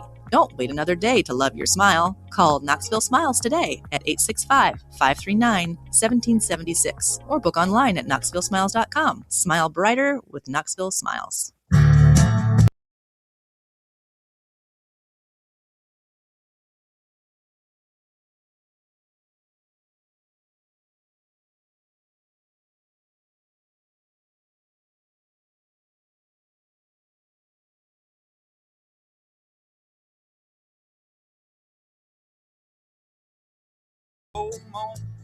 We were talking about Zakai Ziegler. Shout out to his running mate, Jemai Mashak, getting to reap the benefits of the Grizzlies rebuild, the Grizzlies teardown. Jemai Mashak, 22 minutes last night. 22 minutes for the boy. That's good. Couple rebounds, couple assists. Yeah, only 2 points. Only 2 points. Only shot the ball twice in his 22 minutes, which was strange because I feel like he'd been kind of turning the corner and being a little bit more aggressive and looking for offense and shooting threes. But 2 shots last night, 1 of 2, but grabbed 4 rebounds and got 5 assists, 3 steals. So, maybe he'll get a tryout over the last, month and a half of the season for the Grizzlies, the last 2 months of the season. Maybe he will get to audition a little bit to see if he can make his way in the NBA and become a rotation player. Well, John, you're talking about tryouts here. Well, we got a guy who can't come back because he's out of eligibility. Dalton Connect. You know, it's walking into an empty living room pretty much. Who wants him? It does seem like you said walking into a living room, so you're painting the Fresh Prince of Bel-Air. I was, but also thought it'd be better if he was like at a kennel and people just kept walking by him and picked the other, cats or dogs. Have you seen the meme? Have you seen the meme where it's a heavy set fella? Who want me? Who want me? It's 100% no, because to me that's what I picture with Dalton Connect right now. Who want me? And no one does. I could see him being linked to a really confusing 3-team trade for Giannis somehow. No, I don't think it'll be around in a Giannis situation, but like maybe somebody comes in, swoops in, buys low on him. I do think that it would be surprising to me if the Lakers did not do anything around the edges today heading into the trade deadline. Like, there's not going to be a LeBron trade. They're not going to be dumb enough to trade Luka, of course. So, like, they don't really have any pieces to go get a big-time player. But if they didn't try to package Dalton Connect and somebody for, like, another center or some more help on the front line, I would be surprised, because at the end of the day, they do still have LeBron and they do still have Luka. Austin Reeves coming back from injury. They do still have enough talent that maybe they could win a playoff series or two. I don't think they could win a championship, but they could win a playoff series.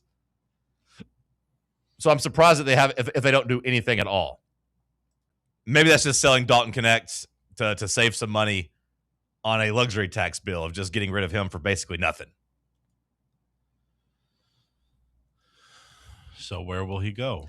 I don't even want to think about a team. I mean, like Memphis would be a team that would make sense. Like, hey, you got a whole bunch of empty roster spots right now of guys that are proven NBA players. Not to do the whole like Dalton Connect should have got drafted by the Grizzlies, because I think at this point we could say that is not true. Like Zach Edey is a better NBA player than Dalton Connect. He's a better NBA prospect. All the Grizzlies fans that were mad that Zach Edey got drafted over Dalton Connect, that was your emotion talking. But at the same time, like, yeah, a team like Memphis ain't trying to win any games this year. Maybe you do take a second-round pick to get Dalton Connect, and you try his chances out there as a scoring wing. What about up in Minnesota? I mean, Minnesota's a good team. I don't feel like they would. him for DiVincenzo? No. DiVincenzo's way better than him. DiVincenzo's a good NBA player. Dalton Connect has not proven he's an NBA player. So we'll see. I hope he gets a new home. Charlotte went after him last year, of course. That has fallen through, and Charlotte's added so many pieces during this trade deadline that they don't even have any roster spots for him. So I don't imagine they'd be interested. Maybe someone like Sacramento. Would be interested in kicking the tires on Connect or something, but I don't know. The Wizards made a big move yesterday, Cody. They got your boy Anthony Davis, one of your favorite players, headed to D.C. My favorite tweet coming out of yesterday was that Anthony Davis might finally be what gets us universal health care. Now that Anthony Davis is in the nation's capital, he might be hurt so often that we get a movement led to get Americans universal health care. Yeah, good luck making that happen. Anthony Davis. Headed to the Wizards. Data Davis.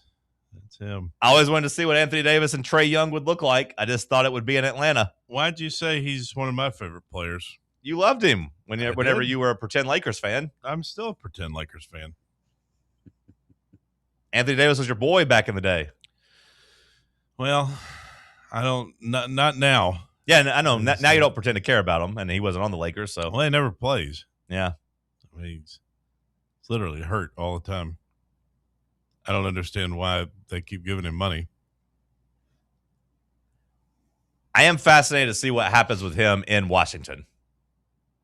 I am fascinated to see him and Trae Young, because I do think that if there was a point guard that would thrive with Anthony Davis, it's Trae Young. And I do think if there's a big man that would thrive with Trae Young, it's Anthony Davis. The problem is, can you rely on either one of those guys to stay healthy? Are we past the halfway point of the season yet? We are past the halfway point of the season. We're well past the halfway point of the season. How are the standings looking? Take a guess. The teams. Let's guess the standings with Cody. Cody, give me the top 8 teams in the Eastern Conference now that we are, we'll just call it 50 games in. No. Yeah, 50 games in. The top 8 teams in the Eastern Conference? Give me the Eastern Conference standings. Number 1, who's the best team in the East? The Cavs? No, not the Cavs. They are 4th. They're in the top 8, though? They're number 4. The Knicks? Big win. Kind of a weird scheduling thing that the Cavs and Clippers were playing yesterday after trading James Harden for Darius Garland. They were just hanging out. Hey, I guess I'll just get on that bus and you get on that bus and we'll just swap lives. Who was your second guess? The Knicks. The Knicks are number 2. The Knicks last night that was a fun double overtime game against the Nuggets. Jokic couldn't buy a damn 3. 1 of 12 for the 3-point line. My God, Jokic, quit shooting threes. Go down low. The Knicks have won 8 in a row, which is actually pretty impressive because they had to have a players-only meeting where basically it seems like the team yelled at Jalen Brunson like, bro, you got to pass the ball more. And since then, the Knicks have responded by winning 8 in a row. They're number 2. The Celtics. Okay, you're doing good at getting the guys around the edges. The Celtics come in at number 3. Okay. They are 33-18, tied with the Knicks. The Chicago Bulls. No, not the Chicago Bulls. They are 10th. Oh. They made a trade with the Boston Celtics. They went out and got VFL Anthony Simons in exchange for Nikola Vucevic. Number 1 in the East. That's just sad. You can't name the best team, the second best team in basketball by their record. Milwaukee Bucks. The Milwaukee Bucks. The 12th place. 9 games under 500 Milwaukee Bucks. I don't know. Don't they have Giannis? They do have Giannis for now. I mean, they should be better. But he looked around and said, these guys are a bunch of bums. I got to get out of here. Okay. With the Miami Heat. Okay. Getting a little warmer as they are not in 12th place. They are in 7th place. Okay, that's top 8. Okay, the Sixers. The Sixers have won 5 in a row. Tyrese Maxey and Joel Embiid, they've been basically paying him 25 minutes a game, and he just comes in and balls out, and they've been keeping him fresh. But no, they're in 5th place. Okay. The Magic. The Magic are in 8th place. You've guessed, 9 teams now? 8 teams now, and you can't get the number 1 team in the East? I'm just making my way up the Eastern Seaboard here. Trying to remember all the different cities and stuff. Oh, the Pistons. The Pistons. The bad boys are back. The Pistons. The Pistons are currently 25 games above 500. They're good. VFL Tobias Harris. VFL Chaz Lanier. If you want to root for the boys, there you go. There's some Vols. But, yeah, they're good. I could name the rest of the teams in the East, too. Yeah. I was hoping you would do it in order and not guess the first-place team 10th. But hey, no, I couldn't do it in order. Yeah. But I got 3 of the top 4 in the first couple games. Yeah, you did. I give you credit for that. I know generally who the good teams are, sort of. The Raptors are in 6th place right now. That's your top 6. Oh, yeah. Pistons, Knicks, Celtics, Cavs, Sixers, Raptors. You also have the Wizards. Yep. Who just made a big trade. Anthony Davis. Yeah. The Bobcats. No. Bobcats don't exist. Yep. The Hornets. Hornets been playing good. They've won 7 in a row. They're interesting. The Pelicans. No, that's Western Conference. You lose. It shouldn't be Western. You lose. It should be Eastern. Well, that's all the teams. I did like that the Cleveland Cavs surveyed the land and was like, we can't really get over the hump here in the playoffs. We get close, and then we just can't quite win and get to the conference finals or win the East and get to the finals. How about we bring in James Harden? Yeah, that makes sense. The guy who is maybe the face of choking in the playoffs. Like, I think at this point, he has bypassed Karl Malone, because at least Karl Malone made the finals. I know James Harden did his first couple of years in the Thunder with the Thunder when he was the 6th man, but ever since then, he's been nothing but a choke artist. So how about we bring him in? Notorious choke artist, to help get us over the hump. The Thunder made a move last night as they feel the walls kind of closing in on them. Shai Gilgeous-Alexander hurts. His oblique is hurt. We'll see how much time he misses. They lost to the Spurs again last night, but the Thunder, kind of a sneaky move, going out and getting Jared McCain from the Sixers. That's the Duke TikTok star. Do you remember him? Nope. That's a younger guy to put on the wing and maybe knock down some shots, but the Thunder taking on water a little bit. 5-5 in their last 10 games. Thunder only happens when it's raining. Is that true? No, it's not true. I was going to say, I feel like there's some thunder. Good line, though. Yeah. I mean, rain, I guess, follows more times than not, but I don't know about every time. Yeah, it's not exactly true. Tommy Fleetwood. That's a golfer. That is a golfer, Bubba. I know. Pretty good golfer. I don't know if he could shoot 500 in a round like I did yesterday, but pretty good golfer. So you guys are playing golf in the afternoons again? When I say 500 in a round, I mean, like, at the waist management, which I guess he probably could. That's kind of where everyone's over-under is. I don't know if he could do it or not, but yeah, we're playing golf in the afternoon. That's fun. I'm riding a 2-game win streak. I'm 9 under my last 2 holes or last 2 rounds. Good. Yeah. Who are you playing with? Right now, I've really come to like Tony Finau. He's got a good drive. Yeah, and that's what I was lacking. Now that I'm able to drive it good, that opens up so much things for me. A lot of power in that drive. Yeah. Morikawa just could not get. He didn't have the distance. It was really messing me up. Noodle arms. So basically, I like to think I'm a pretty good putter on the game, but with Morikawa, I was almost putting for par always. Now I'm putting for birdie a lot of times. Wow. Two putt pars are a lot better than the 1 putt for par. You know what I mean? Having that safety net's been good for my game. Yes. You don't have to make it on the first one. Exactly. Hour 2 in the books. We'll kick off hour 3 with some headlines. Bubba's got some Super Bowl edition cap or facts for you. Stick with us. It's Talk Sports on Fan Run Radio. Check out our new and improved website at fanrunradio.com. Attention service members and veterans. Introducing the Griffin Law Firm, your trusted ally in military legal matters. From court martials to benefit claims, at Griffin Law, your mission is their mission. Here's VFL Marshall Griffin.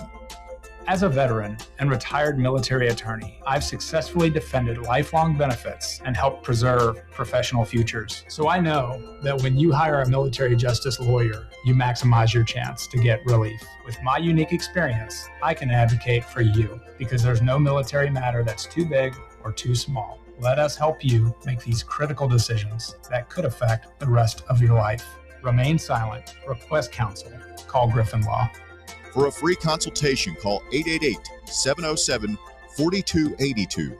That's 888-707-4282. Or just visit griffinlawdefense.com. What kind of day is it? It's a White Claw day. Grab a pack, grab your friends. Everything else in life can wait. Your friends shouldn't. Let's go. White Claw. Grab life by the claw. Please drink responsibly. Hard seltzer with flavors. White Claw Seltzer Works, Chicago, Illinois. Hey, Vols fans, Cody Brown here. I grew up right here in Tennessee and know what it means when someone says, I've got your back. That's why you can trust Farm Bureau Insurance of Tennessee. Whether it's your home, your vehicle, your family's future, or the business you built from the ground up, we will show up for all of your insurance needs. We are Tennesseans who understand what matters, which is doing right by you. Insurance is not all about just paperwork and policies, but it's about the people we insure every day. So if you want insurance that hits home, give me a call at 865-992-3871. Go Vols. The voluntary reaction. Can't get enough Tennessee basketball? Join Fan Run Radio as soon as every UT game is over for Big Orange Country's post-game radio free-for-all. The voluntary reaction. We'll be taking your calls on the Vols as soon as every game is over. So tune in and buckle up as we drink from the keg of glory all the way to the Final Four. The voluntary reaction. Raw, unfiltered, real. In sitcoms, when someone has a problem, they just blurt it out and move on. Well, I lost my job and my parakeet is missing. How was your day? But the real world is different. Managing life's challenges can be overwhelming. So, what do? We get support. The Huntsman Mental Health Institute and the Ad Council have mental health resources available for you at loveyourmindtoday.org. That's loveyourmindtoday.org. See how much further you can go when you take care of your mental health. You're listening to FM 105.7 and AM 1340, WKGN Knoxville, and W289CU Knoxville, Fan Run Radio. Are you tired of waiting on interest rates to drop before you start saving money? I'm Chris Burleson with University Lending Group, and I've got a better way. With a traditional closed-end mortgage, most of your payment goes straight to interest, not your balance. But with my Smart Loan, every deposit you make cuts your principal immediately and reduces interest in real time. On average, my clients pay off their mortgage in just 7 years. Call me today at 865-388-7634 or visit smartloantn.com and let's turn your income into financial freedom. NMLS number 332941. Round 3. The world's greatest radio show. The world's greatest radio show in Tennessee. Power Rankings, Tuesday Trivia. John Reed and Cody going wild, no Olivia. Wood grain on my leather seats. I got the whole team eating like I'm Johnny Eats. Morning booming from 7 to 10, ayy. Talk sports while I'm chewing a Zen, ayy. Talk sports while I'm riding to work. All the ops take a ride in a hearse. East Knoxville. Morning booming from 7 to 10, ayy. Morning booming from 7 to Hour number 3 kicking off here in the White Claw Hard Seltzer Studios. Hour 3 headlines. What you got, Big Mac? Oh, thanks, John. Boy, do I have some news for you. Tom Izzo threatens to bench his good player after a critical technical foul. Fears, you familiar with this guy, Jeremy Fears Jr., who ranks second in the nation at 8.8 assists per game? He's a monster. Well, he's got to grow up a little bit, says Tom Izzo, after he got called for a critical technical foul in the second half of the Spartans' upset road loss against Minnesota Wednesday. It's his star point guard, Tom Izzo's, and he called him out after the point guard was accused of employing dirty tactics for the second game in a row. I don't even know if I'm going to start him the next game, said Tom. Yeah, we'll see. He's out there doing some dumb stuff, I guess. I mean, Michigan called him a dirty player. Michigan said what Michigan State did was dirty all around, basically, is what Michigan threw out there. Izzo got pissy in the press conference and said, no, we're just physical basketball. If you got something dirty, send it to me. We're just playing physical basketball. They were playing physical too. Just is what it is. He's on his Grayson Allen stuff. He's tripping guys all over the place. Why? Loose balls. Yeah, I was going to say Grayson Allen could make you trip. I was going to say he's better than Grayson Allen, but no, Grayson Allen was really good in college. Grayson Allen was like the best player on the team doing that. Usually you got a goon to go out there and do that stuff. Somebody has to kind of win around the edges. But hell, Grayson Allen's about to be in year 11 of his NBA career or something. Like he's a really good basketball player. He don't need to be doing that stuff. I don't think he's quite that old, but maybe year 10, 8 or 9 at least. Hell, I don't know. Florida football coach John Summerall has jokes for you when asked about pro players potentially returning to college. Summerall says, yeah, we're going to file a temporary restraining order to bring back Tim Tebow. I don't know what the hell's going on with all of that. We'll see if Tebow gets his years back.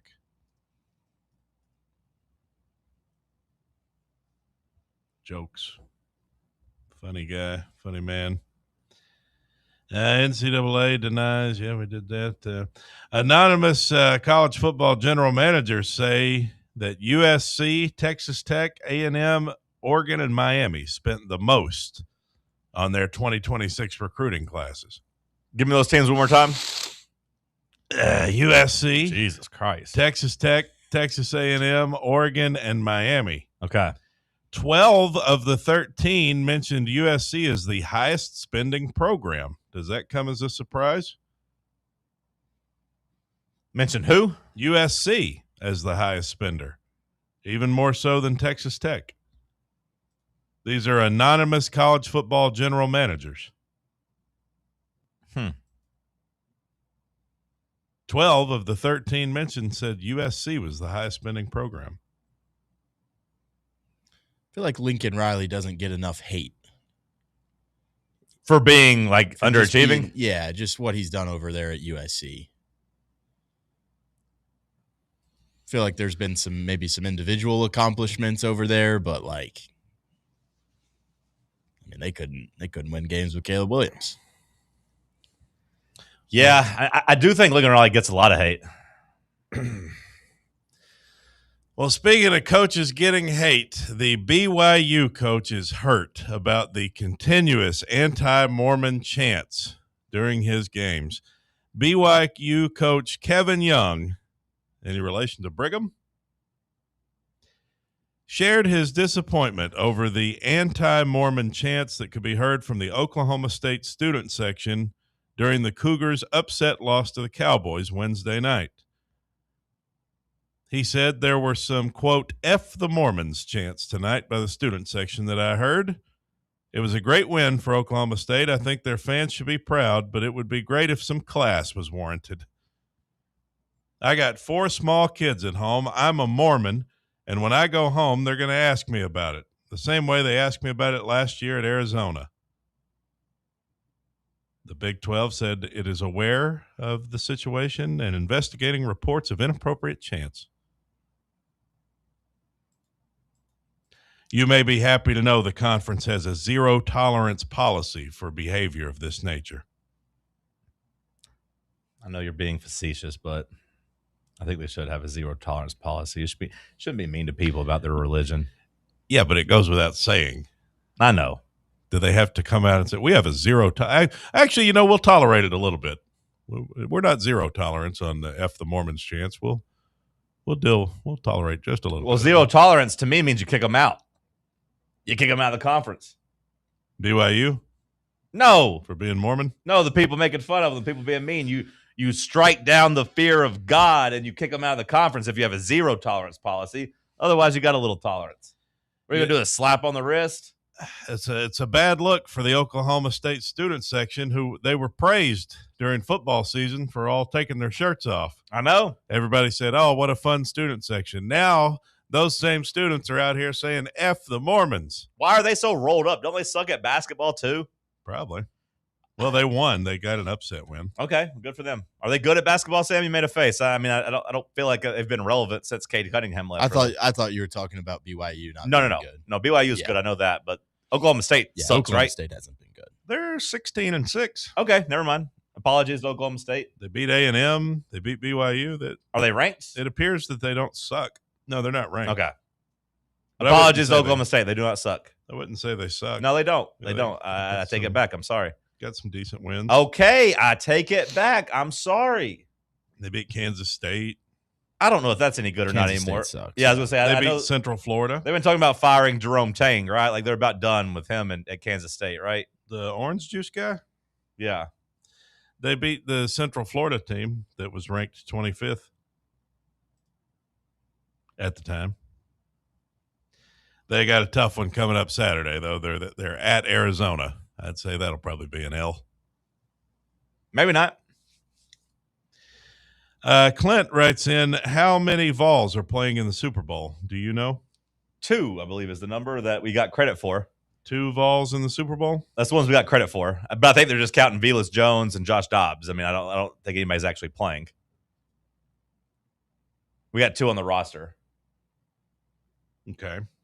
I want to say Alabama's leading the way with 8 players in the Super Bowl. That's surprising.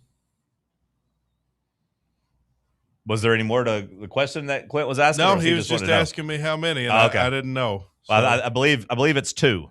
All right. And I believe, like I said, I don't know if Velas Jones is actually considered playing or not. I don't know what his status is. Dobbs will only play if something's gone wrong. Terribly wrong. Yeah. Patrick Mahomes has been arrested. Better be careful. You're opening yourself up to a lawsuit there, buddy. Patrick Mahomes Sr. arrested for probation violation. He allegedly drank some booze.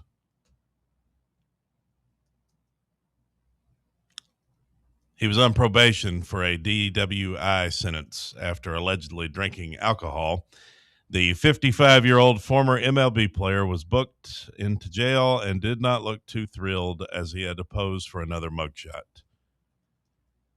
The DA confirmed to TMZ that Mahomes Sr. was jailed for a probation violation.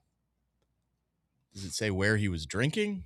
It said he had a high alcohol reading on his alcohol ankle monitor on New Year's Day. So he's got over 3 DUIs. So I guess he's been wearing some sort of a booze monitor, and the guy just can't quit boozing.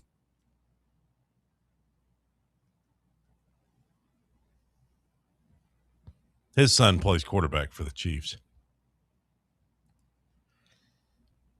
He's always in trouble around this time of year, too. New Year, same him, it seems like, if that happened on New Year's Day. But he was doing what we all do. Is like, you know what? We'll start on Monday. Resolution starts on Monday. He just didn't make it to Monday. Kristen Cabot, you may remember that name. Kristen Cabot. K-A-B-O-T or? C-A-B-O-T. Kristen Cabot. Sam, do you know that name? Bubba, do you know the name? Is it pronounced Cabot? Nope. She's one half of the couple who went viral on social media this summer. Okay, at the Coldplay concert? When they were, attending the Coldplay concert. She is now set to be a keynote speaker at a crisis PR conference in D.C. where tickets are going for $875. Being hired for a speaking engagement. Wait. She did what now?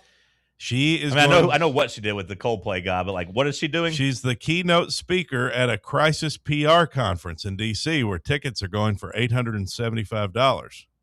Okay, they're bringing her in for a speaking engagement.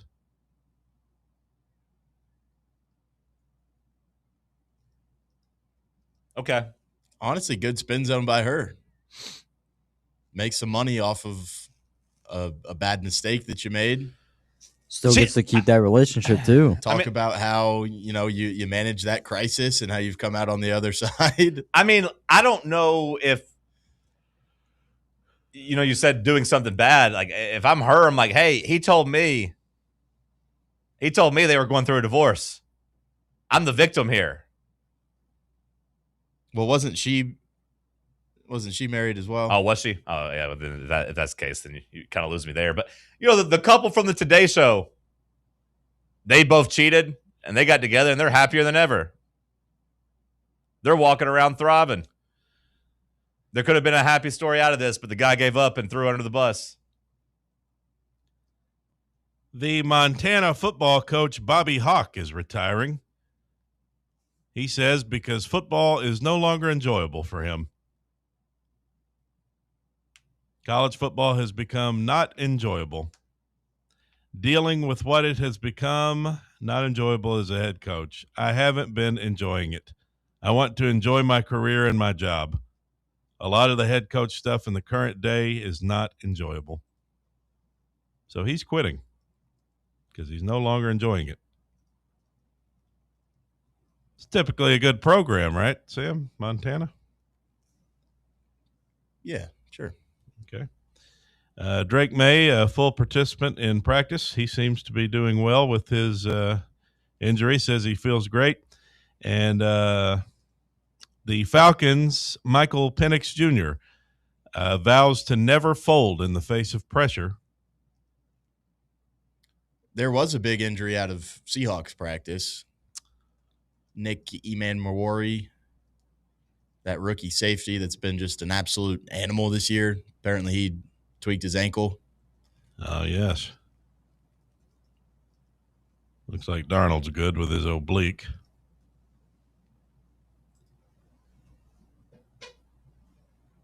Anything else? No, not really. I'm ready for the Super Bowl. I'm starting to get excited for it. Football. Will you be having chips and dip?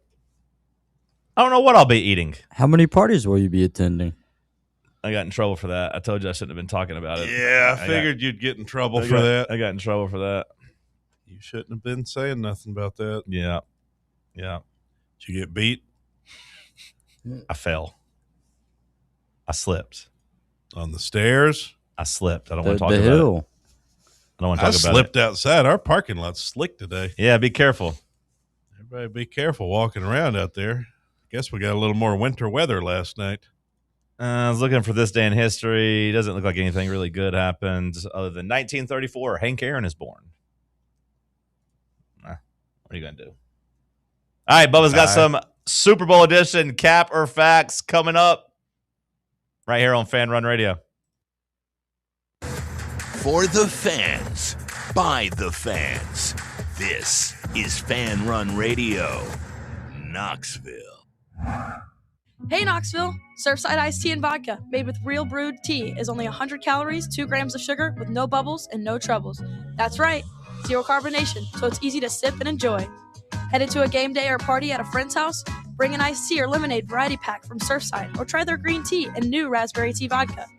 Find the can with the sunset stripes this season. Surfside iced tea and vodka, sold at bars, restaurants, and stores near you. Surfside iced tea and vodka, sunshine in a can. Must be 21 or older. Enjoy responsibly.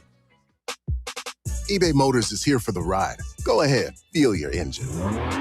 Admire that perfectly installed exhaust. Your vehicle's moving along this freeway like it was made from fresh installs and a whole lot of love.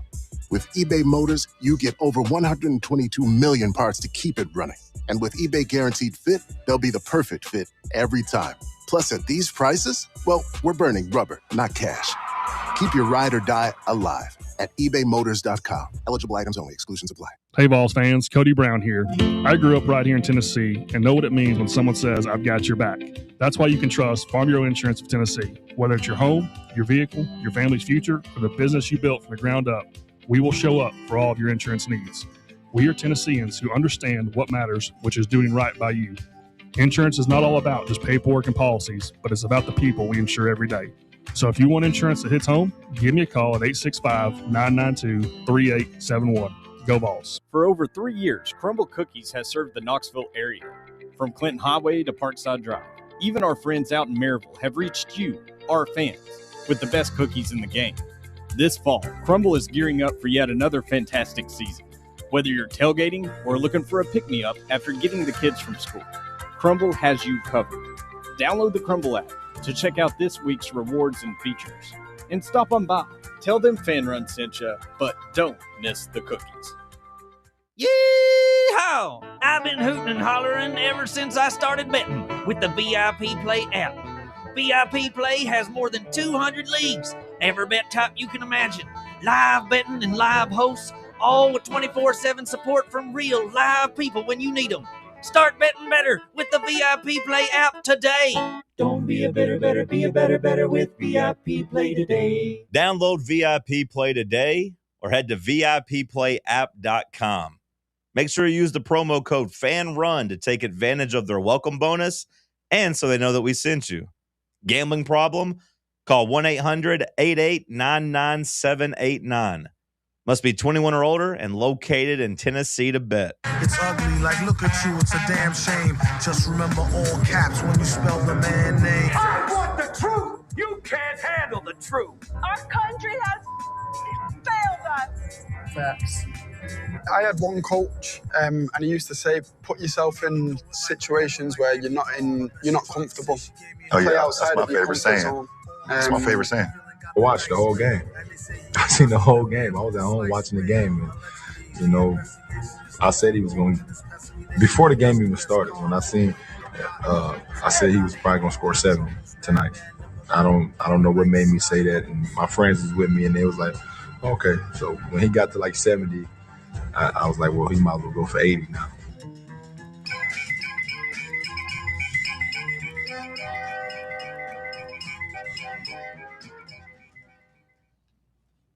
It's time for the big game, the Superb Bowl between two teams from the AFC and the NFC. And with that, we try to do a theme here for this Cap or Facts, the game that we all so dearly love. Gentlemen, we're going to start off. Left the room. You ran Sam out. I know. Let's go, Bubba. The Starting Super Bowl off. edition of Cap or Facts. Word to my boy Kangaroo Jack. There should not be a grand halftime show in the Super Bowl, gentlemen.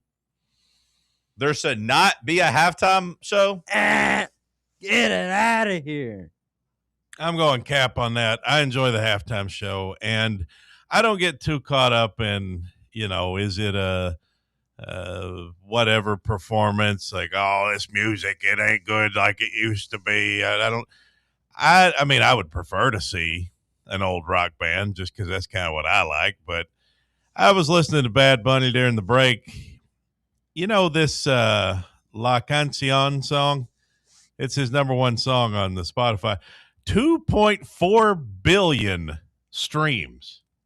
That is an absurd. I've been telling you for the last year that he is very, very, very famous. Well, I know he's famous. I know he's popular.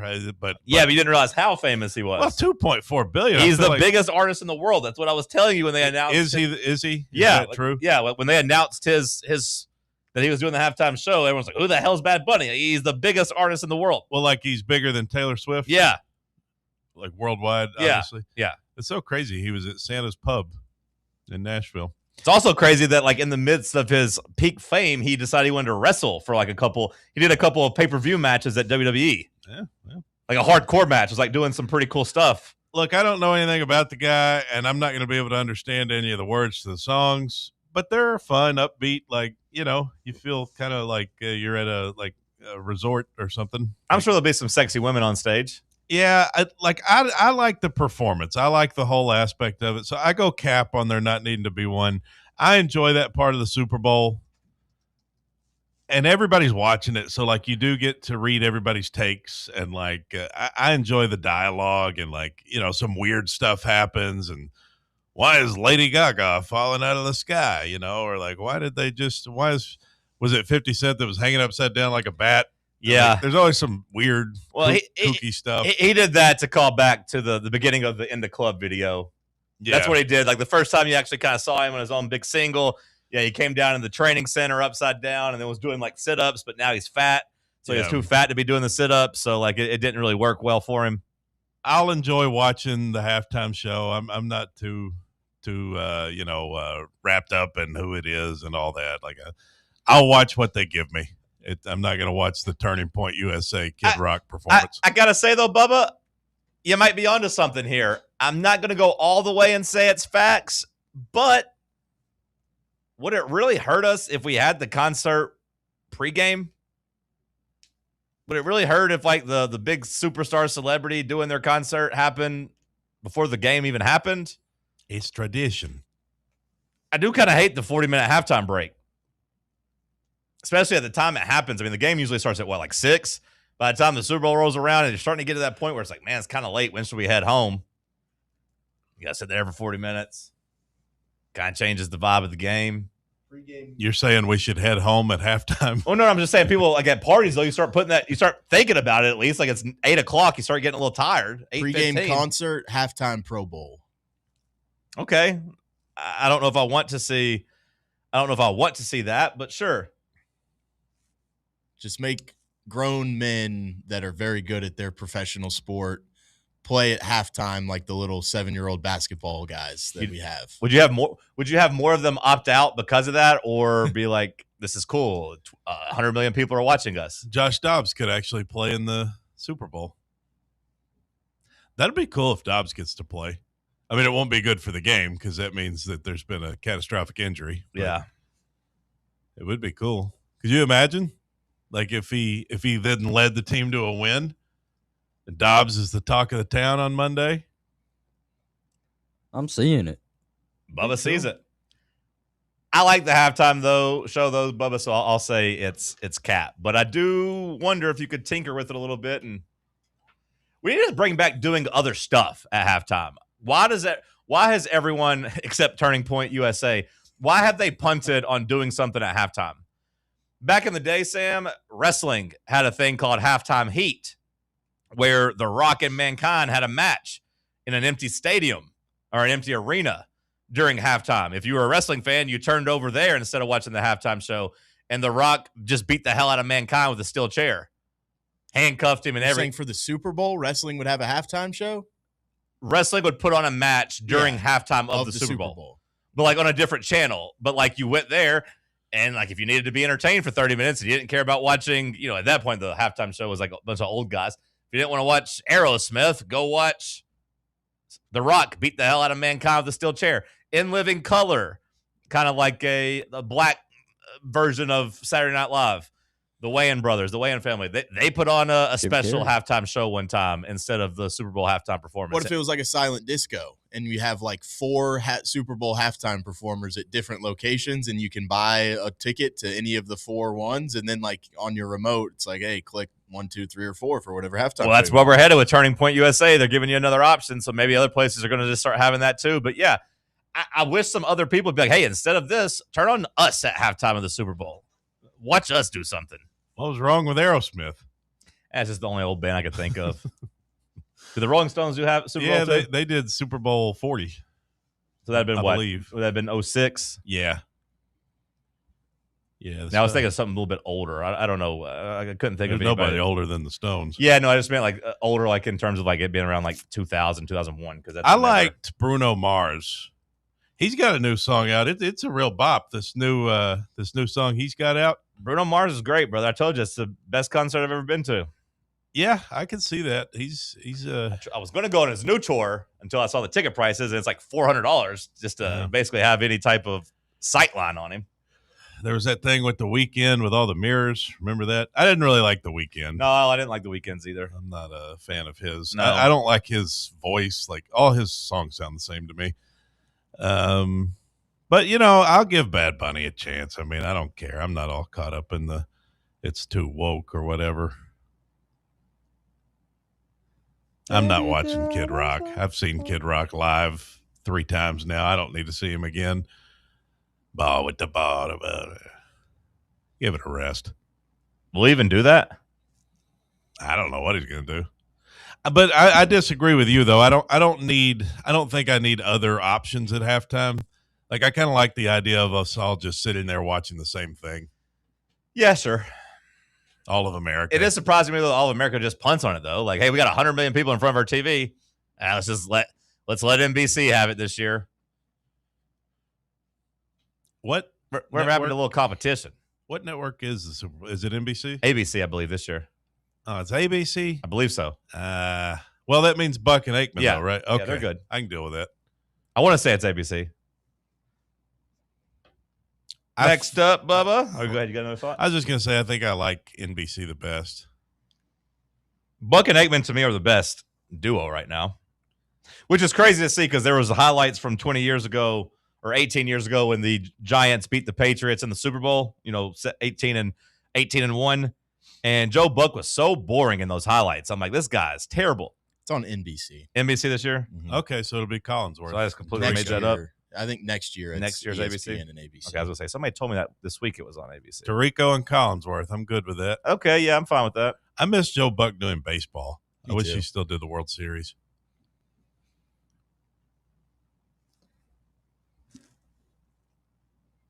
Super Bowl is known for a couple things. Couple things. Not yet. One of which is watching people watch marketing. Super Bowl commercials overrated. No, I go cap on that. I like the Super Bowl commercials. I like the whole production. I like it all. I like everything the NFL gives me.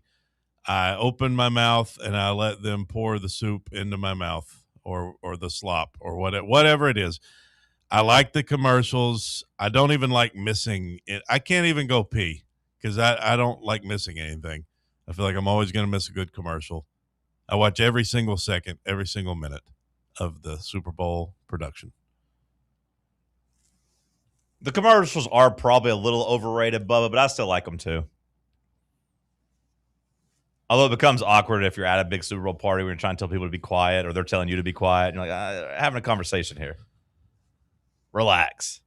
Don't need to see the commercial. It'll be okay. They're overrated, but kind of like I talked about earlier this week, nostalgia, things we can count on. Super Bowl commercials are still a nice warm spot for me. Have we seen any leaked commercials yet? Yeah. I haven't even noticed any. There's been a couple. Yeah, I guess I've missed them. That's a big problem for me. leaking them. Yeah, I want to see them brand new on the Super Bowl. Last year, the Clydesdales came back, and that was that one leaked early. I don't even remember seeing it during the game. I do like that the Super Bowl commercials then just kind of become commercials after that. It is nice to get in a new rotation. You get to kind of see some new characters, some new vibes coming that'll be a main part of your life over the next couple of weeks or couple of months or whatever. Movie trailers. I think that's where I'm at now in terms of the most excited for Super Bowl stuff is like the big movie trailers. If you're a big blockbuster, you wait to show a trailer at Super Bowl. I think that's kind of cool. There's a whole lot of spreads that everybody's putting on. Seahawks 4.5. Actually, I'm not taking that. I am avoiding the Seahawks 4.5. I think I don't know what I'm going to do yet on the Super Bowl, but I am not laying 4.5 points against Mike Vrabel. I ain't going to do it. Yeah, I think it should be mandatory, but pigs in a blanket, the greatest Super Bowl party food.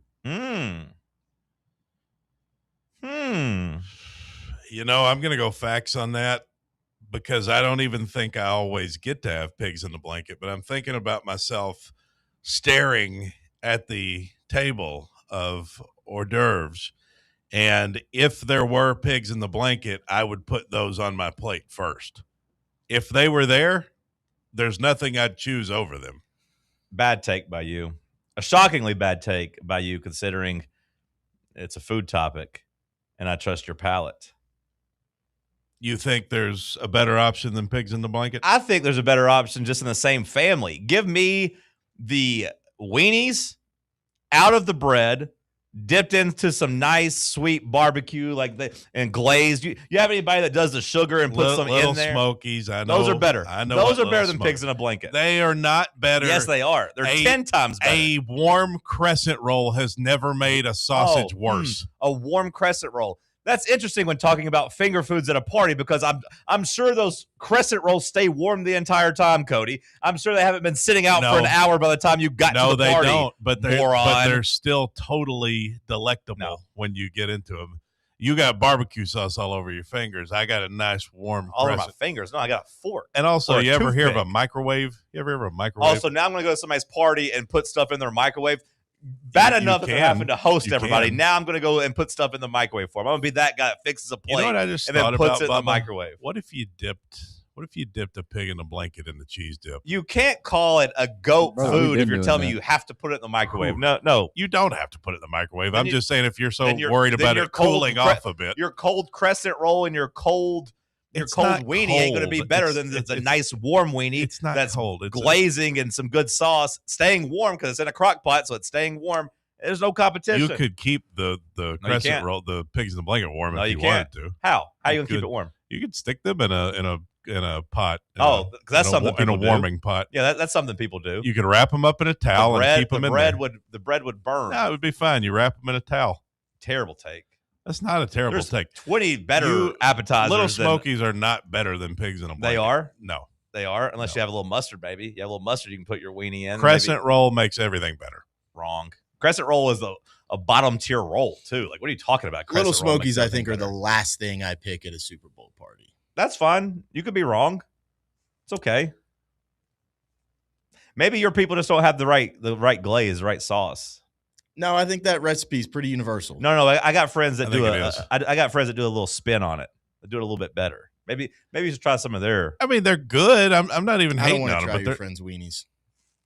She's a girl. They're not pigs better in a than blanket. pigs in a blanket. Pigs in a blanket. No, You're just having bland. pigs. No, it's just bland. It's bland. I mean, it is part of just being pigs because the bread is you gotta have some sauce. The bread is a deterrent after a certain point with the pigs in a blanket. It is not. A room temperature pig in a blanket is delicious. Deterrent.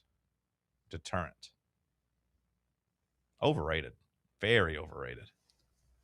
There's 20 better things at a Super Bowl party. Name the 20. The weenies and sauce. There's one. I'd rather have chips and salsa. Okay. Chips and buffalo cheese dip. I'd rather have just a good nice carrots and ranch. Carrots and Carrots ranch. and ranch. I go carrots. The guy gets to number 4, and he's on carrots and ranch. That's how low the pigs in a blanket Better actually than pigs ranks. in a blanket. That's how low it actually Get out of ranks. here. Get out of here. No. Carrots and ranch. I'd rather have it because it stays consistent despite the room temperature. It's fine. Enjoy your cold bread. Good luck in the third quarter eating your pigs in a blanket. There'll be plenty of them there I'll to still eat them eat. in the first quarter, second quarter, third quarter, fourth quarter. I don't give a damn what quarter. There'll be plenty of them there to eat because no one really wants them. There's a reason why pigs in the blanket go early. Those are a first quarter food because everyone wants them out.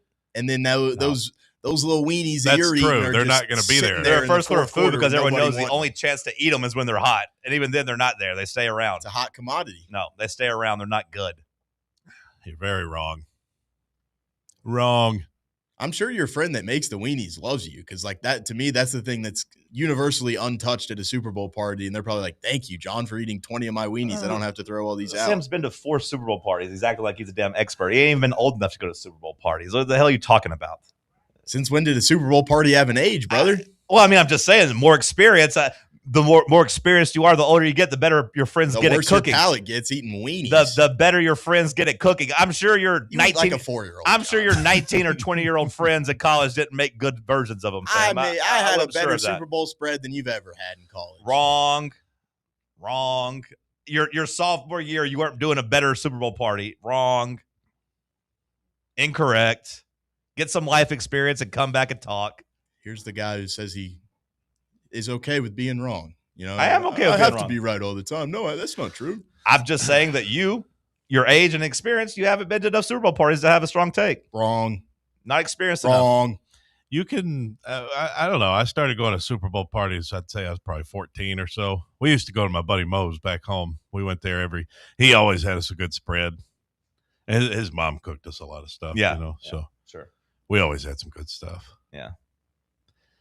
I don't know what my favorites are. I do feel like I said, You the just pig said in the pigs in the blanket. blanket was your favorite. Well, I do feel like if that's there, that's going to be number 1. But now I can't stop thinking about dipping a pig in the blanket and cheese dip. I like, you know what I like? Just your regular old standard run-of-the-mill Velveeta and Rotel dip. Just a regular cheese dip. I don't need anything fancy on my dips. Some Tostitos scoops and some damn Rotel and Velveeta. You can put a little ground beef in there. That ain't going to hurt nothing. But that's all I really need. Pretending like everyone loves crescent rolls while nowhere serves crescent rolls. Everybody is crazy. loves crescent. That's why crescent rolls are served everywhere. That's why crescent rolls are a mainstay in everyone's. What are you talking everyone's about? food. Well, they're not as because they're so good. They got to be super popular, They're not as right? popular as rolls. They're not as popular at all. They're not as universal as just here's a roll. Crescent rolls are not popular at all. Crescent rolls are delicious. If you don't like crescent rolls, there's something wrong with you. If they were delicious, more places They're would have them. buttery and they got that crunch on the outside, the crisp and buttery and soft and fluffy on the inside. More places would have them if they were as delicious as you're acting. They're a substandard roll.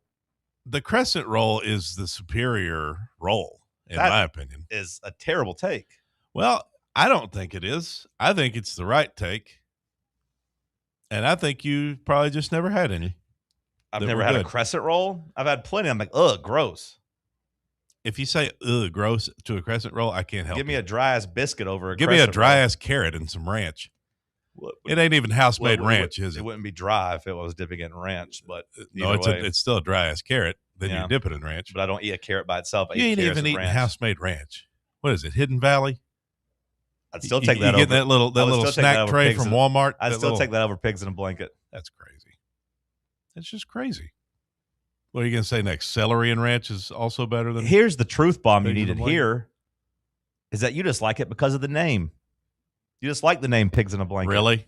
That's it. You think that's what it is? You just like the name pigs You in a think I blanket. like the name That way pigs when in you a go home and you get under the covers, you think about the foods you ate. That's it. Really? You think that's what it is? Yeah, I do. Is that why I get kolaches all the time? Because it's like a bigger version of a pig in a blanket? No one's talking about the kolaches. I don't even know what you're talking about now. Well, that's clear. Anything else, Bubba? A couple more. We have the big game should be moved up to 4 p.m. locally. No. Cap. No, I think 6 o'clock's okay. I think 6 o'clock's okay. Gives everybody time to, like, if you're doing some cooking, if you're hosting, like getting everything ready, It should be an evening thing. We have the big game is more for celebrities than it is the common fan. Oh, like actually like going to the game? Sure, if that's what you mean. But I don't know what else you would mean. What the hell does that even mean, Bubba? The get-in price? And we have Sam Darnold's words. Sam Darnold needs this more than Drake May. Needs it more? I mean, needs it more, yes. I don't think it benefits him more. Like if Sam Darnold loses, especially if Sam Darnold plays poorly, we'll go back to making fun of Sam Darnold. If Drake May loses, we'll be like, he was a little banged up, but also he's in his year 2. He's got plenty of time to get back. He's not, Drake May's not really under any pressure because of the injury, but also because he's young and on the underdog team. He also doesn't have a history of being a choke artist, right? Well, they're both injured, though. Can Darnold not use that excuse? I don't think the oblique excuse works for him because the oblique was a problem before their playoff run, and they've been dominant in the playoffs. Yeah. His oblique was a problem before they beat the 49ers by 40. You know what I mean? Yeah, that's true. My friend has been to the Super Bowl. I have a friend who's been to multiple Super Bowls. Yeah? He has money, and he's a big Chiefs fan. And so that's like if the Chiefs make it, he goes, which I think is pretty cool. Did he ever rob banks with a mask on? No. Okay. Nope. His family made money in the restaurant business. I was going to go to the Super Bowl if the Titans made it in 2020. We were going to go. I was going to go down to Miami. Yeah. What would you have had to pay for the get-in? I want to say it was like $4,500, which was basically what I was going to win if the Titans won the AFC, though. So I was just going to use that. It would have worked. Yeah, I had a future bet, I think 30-1 to win the AFC, and I was going to use that and go down there. I'll probably never attend a Super Bowl.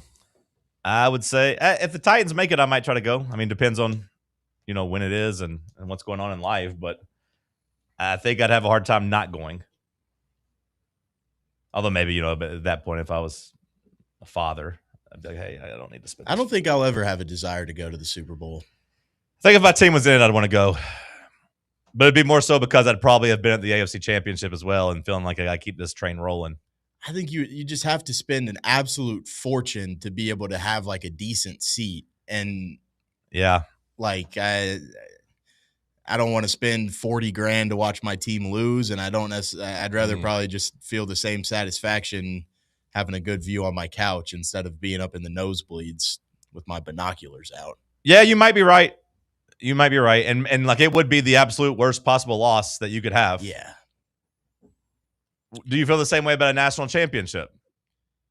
Like if the Vols played football? if the Vols played for a national championship, would you feel the same way? I'd like to go to a football one. I have zero interest in ever going to a Final Four or a national title in basketball either. I'd go to a Final Four or national championship in basketball, but I would just pay to have good seats. Like there's no way I'm sitting far away. Right. The football national championship game, obviously more affordable in most years. Not maybe this year with Indiana and Miami. I know those was an expensive ticket, but still a fraction of the Super Bowl's cost. Yeah. So I think that matters too. But basketball at a football stadium, I don't want to have to cough up that much money to get a good seat to watch that. The Final Four seems like it would be cool if you were in a good seat, but like the view would be probably pretty rough. Like if you're up in the 300s, you barely see what's going on down there. The Lakers have made a trade. Hit the horn. The Los Angeles Lakers and Atlanta Hawks have a trade. Don't connect. No. Let me guess who it is. Okay, yeah. If you can get either player in the trade. Brody James. If you can get either player in the trade, I'll buy you lunch today. Gabe Vincent. Okay. Cody got the alert. No, I didn't. Yeah, he did. Did not. Yes, you did. Or somebody texted you about it, or you saw it. Because you didn't know who Gabe Vincent was. My phone screen's dark. You didn't know who Gabe Vincent was. All right, let me see your phone. Well, no. I mean, let me see your phone. It's my phone. It's my personal property. Just like trivia, cheating again, a man of no moral code, no moral compass. See, look, all I have is the reminder to go to Weigel's today to get Zen. I set a reminder every day. Gabe Vincent for Luke Kennard. Luke. Not really a notable trade. Hawks are making moves, though. Hell, it's 3 trades they've made in the last day. You could have told me both of those guys were actors in a new action film, and I would have believed that. You didn't know who Gabe Vincent was? Mm-mm. And he claims to be a Lakers fan. He doesn't play much, does he? Yeah, he does. Well, I mean, depends on what you think of much, but I mean, he plays every game. He didn't crack my radar. He only plays like 15 minutes a game. He's no Rui Hachimura. He is no Rui Hachimura, I will say that. Gabe Vincent. From a Hawks perspective, Kennard was expendable once we got Luke Kispert, but you could have told me these were 2 country singers on tour together. Okay, well, no Dalton Connect trade just yet. But, Sam, this is another guy that's getting brought in to be ahead of Dalton Connect in the rotation that plays the same position. Hey, we need a shooter, a white shooter. Well, here's Luke Kennard. Dalton Connect, you're going further down the bench. Last call on the other side. Big Orange Country's home for sports. This is Fan Run Radio. Your smile says it all, so make sure it's saying the right thing. At Knoxville Smiles, we believe healthy teeth mean happy lives. Whether it's a routine cleaning, whitening for that big event, or fixing a nagging toothache, our gentle team is here for you. With flexible hours, family-friendly care, and the latest technology, Knoxville Smiles makes every visit stress-free. Don't wait another day to love your smile. Call Knoxville Smiles today at 865-539-1776 or book online at knoxvillesmiles.com. Smile brighter with Knoxville Smiles. White Claw is taking hard seltzer to new heights with White Claw Surge. At 8% alcohol, White Claw Surge is a stronger wave of refreshment that doesn't compromise on taste. Available in 4 bold waves of flavor like ripe blackberry, citrusy blood orange, zesty natural lime, and tart cranberry.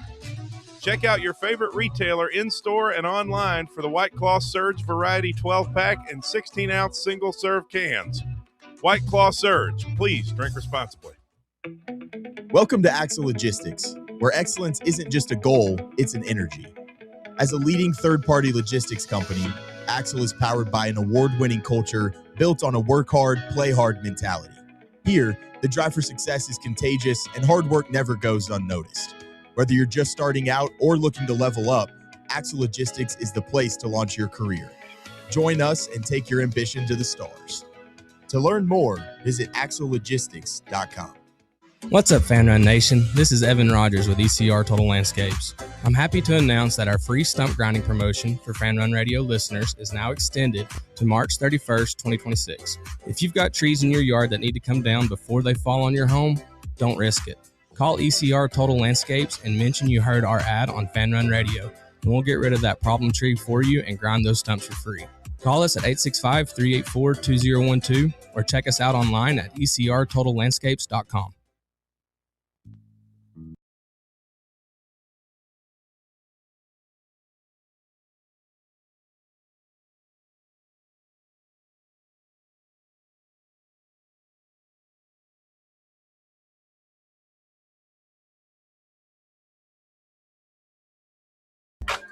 Last call here on the program, brought to you by our friends at Knoxville Smiles. Don't put off your dental visits any longer. Go check out our friends at Knoxville Smiles. Local dentistry done right. They offer everything that your mouth can need, except like grills. I don't think they got a Paul Wall on payroll that can get you some diamonds in there. They might have a good recommendation on someone who can, though. KnoxvilleSmiles.com. They're open late on Tuesdays and Thursdays. Today's a Thursday. Maybe give them a call. Maybe check out the website. See what they can do for you. Local dentistry done right. Knoxville Smiles. All right. We got you caught up on the trade stuff. Let's see. No updates on Joey Aguilar while we're on. We do got the Lady Vols. Lady Vols traveling to Athens tonight. Greece? Nope. Lady Vols coming on a 2-game losing streak as they head to Athens. Okay, that's all I got. News and notes. Bubba, what did we miss so far today? Lady Vols softball standout pitcher Carlin Pickens becomes the first NIL athlete with the AUSL Athletes Unlimited Softball League. How does that work? I don't know. I don't know if it's like a guaranteed contract for the future or if they're just like, hey, we'll just sponsor you for this year. But yeah, she becomes their first NIL add-on. All right. Partnership, whatever you want to call it. Good deal by them. John wants to know how many times I can keep this going. It goes for another day. Let's see. I got a feeling it's going to end tomorrow. Well, I won't be here, so. I got a feeling it's going to end tomorrow. You couldn't even make it a whole week doing your bit. Ryan Preece, winner of the Clash, joins Jeff Gordon and Denny Hamlin as the only three to win the Clash before ever getting their first official win in NASCAR. So he wins, but is he really a winner in the record books? No. Yeah. No, he's not. It's a Fugazi win. NASCAR, the season actually starts next weekend. Is that right? Coming up. Yeah, 500. Like this, not Super Bowl weekend, though, right? Like next weekend? Me and Tim are going. Yeah, we talked about it. Well, we decided to go. You guys are going? Me and Tim are, yeah. You driving or flying? We're driving in a van. Boston 85? Yeah, we're going. You want to go, Bubba? The fact, wow. You'll be in Vegas. No, it's next weekend. Bubba will be in Vegas this weekend. Yeah, but he'll be out of money. Yeah, I was going to say, it's going to. If Bubba makes it back in one piece, I'll be happy. Between the plane crashing out of the sky, the wild women of the night, I'm just hoping Bubba makes it back. I got a guy out there if you need a driver. We'll talk. The Washington Post removes their sports department from the paper. And I saw they also, there was a war journalist that tweeted she got fired while in a war zone right now. Like the Washington Post called her to be like, hey, come on home. You're unemployed now. While she's out there covering the war, I guess, in Ukraine. I guess. I don't know where else she would have been. But so they got rid of sports altogether? it seems as though they got rid of high school sports, and I'm seeing other guys saying, we've been laid off here. Covering a war has to be a pretty wild job. Yeah. Out there having to wear a helmet, seeing bombs going off. Have you watched that movie, Civil War? No. Is that what it's about? Kinda. I mean, it's about a civil war, but like Kirsten Dunst, her character, there's a couple of characters of journalists that are covering the war, and they're like going into war scenes and like trying to get photos and, you know, covering it from the front lines. What's so civil about war anyway? Does make you question, huh? SEC news, Georgia creates their NIL collective, Glory Glory, but also London Seymour, son of the Richard Seymour, former Patriot, charged with 11 felony counts of property damage after he was doing a TikTok challenge where he was kicking indoors or doing something indoors. He got that violence in him.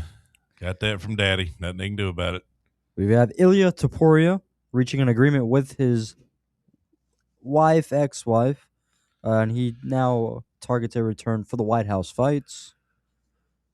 When are those? July 4th? Or I guess they moved it to Trump's birthday, right? Like in June? That'll be a spectacle. I'm interested to see how that looks. I saw where that guy that tried to shoot Trump in Florida got life in prison. Oh, really? That guy down at the golf course or whatever. Yeah, I didn't see that. Yeah, he got life. Some news coming out of Alabama. Charles Bediaco's preliminary injunction hearing will remain on schedule for Friday. They had tried to move it back. Alabama's lawyers, Bediaco's lawyers, were trying to keep delaying it because the more they delayed it, the more he got to play. You could say it was A&M, and that's right. I know they're not a good rebounding team, but last night was the first time Alabama won on the glass as a team. They need Bediaco to stay there, but that has been denied, and they will hear the scheduled hearing on Friday. So I'd imagine that is the deadline day, the drop dead date for Bediaco. Either he is going to be cleared the rest of the season or he will be off the court. That's tomorrow. That is tomorrow. Good chance we could hear something about Joey tomorrow too, right? No, it got moved back to the 13th. Oh. Okay. Joey's is Friday the 13th. Remember I said that? You're like, oh, Friday the 13th. Scary. Yeah, the werewolves and whatnot. Talked about softball, Bubba. Did you mention it's opening day? I have not. You were talking about the NIL deal. It is opening day for softball. Softball to Clearwater. getting started in Clearwater tonight. What a place to be. And then kind of like softball, but baseball, interesting development as the Tigers signed Framber Valdez, formerly from the Astros, for 3 years, $150 million. This happens as Tarek Skubal and the Tigers enter arbitration. Yeah, I'd be pretty mad if I was Skubal. So it could become a deadly, 1-2 rotation there, or he just takes his money and goes elsewhere. Well, no, he won't be able to do that. Not take the money, but he'll go elsewhere. Yeah, he won't be able to. No, he won't be able to go elsewhere. So basically, they'll be like, "Hey, we're going to pay you $32 million this year, or we're paying you $19 million this year." That's the way that'll work. But if they get by with paying him 19, and really either way, I think if I was Skubal, I'd be like, the moment I can leave, I'm getting out of here. Like, you have burned this bridge with me, a guy who has carried the franchise, a guy who's been a Tiger that likes being a Tiger. I'll be a Dodger. You think they're going to nickel and dime me over $12 million, $13 million? No, they won't. I'm out of here. Especially if you're giving my money to somebody else, some other bum who's not as good as me, because quite frankly, there's only like one or two pitchers in the world that can say they're as good as him. Get the hell out of here. Good job by you, Bubba. Safe travels, my friend. We will hopefully see you on Tuesday. See you next Tuesday. Why are you grinning at him? See you next Tuesday. We'll do it again tomorrow. The Tony Basilio Show coming up next. Stay locked in on Fan Run Radio.